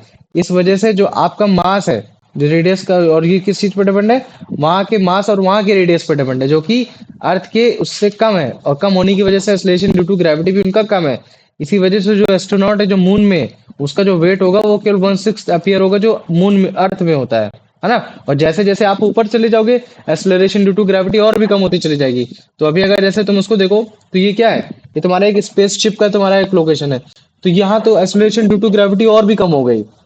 मून, चाहे मून से लो चाहे अर्थ से लो, तो जैसे जैसे हम लोग स्पेस में जाते हैं वहां वहां और एक्सेलरेशन ड्यू टू ग्रेविटी कम हो जाती है, क्योंकि मुझे मालूम है कि सरफेस ऑफ अर्थ से जैसे हम लोग ऊपर बढ़ते थे 30,000 किलोमीटर में, तो एक्सेलरेशन ड्यू टू ग्रेविटी कितना हो गया था, 0.30 मीटर पर सेकंड स्क्वायर, ये हो गया था। तो इतनी वैल्यू अगर कम हो गई तो इसका मतलब क्या है कि अब वहां वेट का अपीयरेंस है और कम हो गया, तो वेट का अपीयरेंस कम हो गया तो हमको और हल्का लगेगा। तो जब भी हम किसी सरफेस के टच में आते हैं तो सरफेस में ज्यादा हमको एक्सेलरेशन ड्यू टू ग्रेविटी महसूस होता है, लेकिन अगर मैं अर्थ और मून को अगर कंपेयर करूंगा तो मून का एक्सेलरेशन ड्यू टू ग्रेविटी कम है, जिसकी वजह से जो अर्थ में वेट है वो वेट हमको मून में अपीयर होते हुए नहीं दिखाई देता है। समझ में आ गया कि नहीं आ गया, इतना बताओ मुझे। हाँ भैया। आ गया, हाँ भैया। चलो आ जाओ दिव्यांशु, इसका आंसर बताओ। भैया दिव्यांशु लेफ्ट। चलो तुम बताओ यश। What is the approximate value of the acceleration due to gravity g on the moon compared to its value on Earth? भैया ऑप्शन सी 1/6। वेरी गुड, आ जाओ दिव्या, उसका बता दो अनंत, इसका answer. Why is the acceleration due to gravity on the moon less than on Earth? Because the mass and radius of the moon are smaller than the Earth's. भैया option very C. Good, आ जाओ कुलदीप, इसका answer बताओ। If an astronaut has a mass of 72 kg on Earth, what is mass on the? The mass will be about 1/6 of his weight. Yes, see. अभिषेक तुम बताओ इसका answer. भैया 12 kg, about 12 kg. अभिषेक तुम बताओ इसका आंसर। हेलो। हाँ 72 kg भैया। क्योंकि मास कभी भी आपका चेंज नहीं होता, मास नहीं की होता। वैल्यू वही रहती है। अभी जब मैं तुमको अगली क्लास में मास और वेट बताऊंगा ना, मास और वेट क्या होता है, तब तुम्हें और अच्छे समझ में आ जाएगा। तब तुम्हें और अच्छे समझ में आएगा कि हाँ यार मास चेंज नहीं होता, लेकिन तुम्हारा वो चेंज हो जाता है, वेट चेंज हो जाता है ना। ये मतलब कि तुम ये समझ सकते हो, जैसे मान लो कि मैंने तुमको एक बॉल ये दिखाई, एक बॉल ये दिखाई, मैंने बोल दिया ये लेदर बॉल है और ये तुम्हारी मतलब क्या कहते हैं प्लास्टिक की बॉल है, और मैं तुमसे पूछता हूँ वेट किसका ज्यादा है, दोनों ही इक्वल रेडियस के, दोनों का इक्वली वॉल्यूम है, लेकिन मैं अगर तुमसे पूछता हूँ वेट किसका ज्यादा है तो तुम क्या आंसर दोगे, बताओ। क्या? मैंने बोला कि Equal है। एक लेदर बॉल है, दोनों का एक मतलब दोनों का वॉल्यूम बराबर है, और एक प्लास्टिक वाली बॉल है। तो तुम देख के बोलते थे कि भैया किसका मास ज्यादा हो, किसका वेट ज्यादा होता, तुम देख के कैसे बता देते थे leather। लेदर का लेदर ज्यादा है। का। लेकिन अगर मैं बोलूंगा मास किसका ज्यादा है, तो तुम क्या बोलोगे, भैया वो Equal है। मास तो लगभग लगभग दोनों का बराबर है, क्योंकि मास एक तरीके से ऐसी क्वांटिटी होती है जो इस चीज को डिफाइन करने की कोशिश करेगी कि उसमें कितनी क्वांटिटी आ सकती है ना। तो अभी मास और तुम्हारा वेट के बारे में और अच्छे से कैटेगराइज करेंगे, उसकी दिक्कत मत लो। आ जाओ यश, इसका आंसर बताओ। Based on a provided sample problem, what is the calculated value of acceleration due to gravity on the surface of the moon? हम्म, बताओ। भैया ऑप्शन डी। नहीं, क्वेश्चन ये बोल रहा है कि calculated acceleration due to gravity की जो वैल्यू है मून पे कितनी होती है, ये पूछा उसने, ऑप्शन डी नहीं पूछा। अच्छा हाँ, वो ऑप्शन ए होगा। 1 पॉइंट ये हो गया। आ जाओ, अब इसका आंसर बता दो अनंत। An object with a weight of 60 Newton on Earth would have approximately what weight on the moon? भैया 60 इंटू 1/6 हो जाएगा, तो क्या हो जाएगा फिर इसका आंसर? 10 न्यूटन हो जाएगा। 10 न्यूटन हो जाएगा। वेरी गुड, फंटास्टिक, एकदम सही आंसर बताया। ठीक है, आ जाओ, अब इसका आंसर बता दो कुलदीप तुम।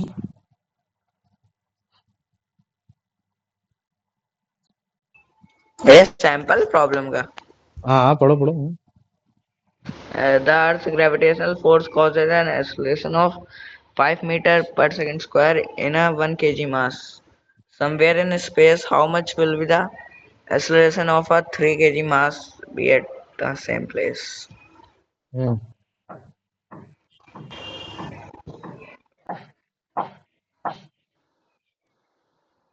Yeah, 15 meter per second square. तुम बताओ अभिषेक इसका आंसर। क्वेश्चन ये बोल रहा है कि the gravitational force causes an acceleration of 5 metre per second square in 1 KG mass. समझ रहे हो ना? कि अगर मान लो कि आपका 1 केजी ऑफ मास है, ठीक है, आपके मास में टोटल वेट कितना है? 1 केजी है, ठीक। तो जिसकी वजह से जो आपका एक्सेलरेशन आ रहा है वो 5 मीटर पर सेकंड की स्पीड से आ रहा है। तो मुझे बताओ कि अगर उसी मास में मतलब क्या कहते हैं कि कितना एक्सेलरेशन आएगा ना जब आपका मास तुम्हारा 3 केजी होगा? Yes, same. सेम रहेगा ना, क्योंकि मास बदलता नहीं है ना, इस चीज को याद रखो। जो एक्सेलरेशन प्रोड्यूस होता है ग्रेविटेशन फोर्स अर्थ पे, वो तुम्हारे खुद के ऑब्जेक्ट्स पे डिपेंड नहीं करता है कि तुम्हारा मास कितना हो रखा है।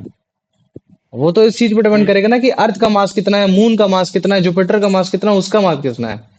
तो जो तुम्हारा एक्सेलरेशन प्रोड्यूस हुआ है, चाहे वो 3 केजी हो चाहे 1 केजी हो, वो दोनों में सेम ही रहेगा। और उसने पहले ही बता दी कि जो एक्सेलरेशन आया है वो 5 मीटर पर सेकंड स्क्वायर आया है।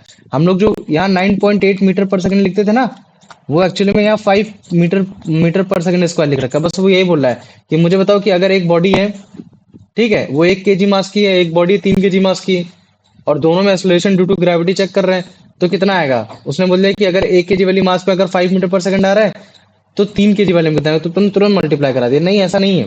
दोनों ही वेट, मास चाहे जो भी हो, फर्क नहीं पड़ता। Acceleration due to gravity is exist to the all in situations and it will be same for all masses, है ना। उनके मास पे डिपेंड ही नहीं करता, क्योंकि यही चीज हो गया, है ना। तो जैसे मान लो कि ये जो कूद रहा है ना, एक तरीके से, तो इसके लिए जो एक्सेलरेशन ड्यू टू ग्रेविटी है वो भी सेम होगी। और जो तुम्हारा ये बी वाला जो कूदेगा, इसके लिए भी एक्सेलरेशन ड्यू टू ग्रेविटी होगी, वो भी सेम ही होगी, भले चाहे मास अलग अलग हो। समझ में आ गया कि नहीं आ गया? अब मुझे बताओ, इसमें किसी को कोई डाउट है? नो। नहीं है? ठीक है। अभी मेरा एक और टॉपिक बचा है, इक्वेशंस के बेसिस पे फ्रीली फॉलिंग बॉडी को समझाना। वो आज समझोगे या कल समझोगे, बताओ? कल। कल? पक्का? चलो ठीक है, तो अभी एक काम करता हूँ, पहले क्वेश्चन लिखता हूँ, ठीक है। कैलकुलेट द वैल्यू ऑफ जी, या फिर मैं क्या बोल सकता हूँ, एक्सेलरेशन ड्यू टू ग्रेविटी, है ना। Calculate the value of G acceleration due to gravity of earth and moon, ठीक है। सेपरेटली, अलग अलग इनकी वैल्यू को निकालो, पुट करो ना, ये हो गया। आराम से तुम्हारा 4 मार्क्स का हो गया। ठीक, क्वेश्चन नंबर 2 है, what conclusion conclusion can be drawn by the acceleration due to gravity if the radius of earth changes, है ना। explain with diagram। तो ये आराम से तुम्हारा हो गया कितने मार्क्स का? 3 मार्क्स का हो गया। ठीक है, अभी पहले मुझे बताओ, इन दो क्वेश्चन में किसी को कोई डाउट है जो अभी तक मैंने बताया? ठीक है, ठीक है, नहीं नहीं। भैया। Mass of body does not depend on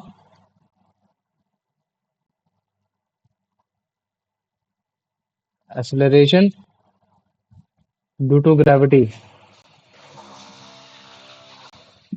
explain, मतलब भाई रॉबर्ट बर्ड वाला एक्सपेरिमेंट के थ्रू। ठीक है, ये हो गया। तो तुम्हारा ये आराम से 3 मार्क्स के साथ फॉर्मूला के साथ समझा देना। जो तुम्हारा G is equal to capital G capital M upon are square, है ना। तो वो कैपिटल M वो तुम्हारा मास ऑफ अर्थ को रिप्रेजेंट करता है। तो ये हो गया। तो ये जो दो चीजें मैंने बताने की कोशिश की, समझाने की कोशिश की, इतना आ गया कि नहीं आ गया, मुझे ये बताओ। क्या भैया? कुछ नहीं। आ गया वॉट मुझे। What is the what is the difference of weight, what is the difference of weight of a man in a earth and moon, why it is so। ठीक है, give the numerical of it। तो तुम बताओगे, क्योंकि भैया acceleration due to gravity जो जी value है उसमें 1.63 मीटर पर सेकंड स्क्वायर का आ रही है, अर्थ में 9.8 होती है जो कि 1/6 होती है। इसी वजह से जो अर्थ में वेट होता है वो थोड़ा सा मतलब क्या कहते हैं कि ज्यादा होता है, मून में कम होता है। तो अगर मैं एग्जांपल में लूँ कि अर्थ का वेट, अगर अर्थ में वेट उसका 60 है, तो तुम्हारा जो आपका मून में हो जाएगा वो आपका बड़े आराम से मतलब क्या कहते हैं कि 10 हो जाएगा, है ना। ये हो गया। तो ये 4 क्वेश्चन है। तो इन 4 क्वेश्चन में किसी को कोई प्रॉब्लम कि एक्सेलरेशन ड्यू टू ग्रेविटी कैसे आएगा, बताओ मुझे। मून का अर्थ का अगर मैं सेपरेटली निकालूंगा फॉर्मूले को पुट करके, और फिर उसके बाद दूसरा वाला क्वेश्चन कि जो तुम्हारा एक्सेलरेशन ड्यू टू ग्रेविटी है, जैसे जैसे रेडियस बदलेगा वैसे वैसे बदलेगा, तो उसके कंक्लूजन हो गए। ठीक है। और फिर क्वेश्चन नंबर तीसरा है जो कि बोल रहा है कि मुझे बताओ कि जो बॉडी का जो मास है वो डिपेंड नहीं करता एक्सेलरेशन ड्यू टू ग्रेविटी में, है ना।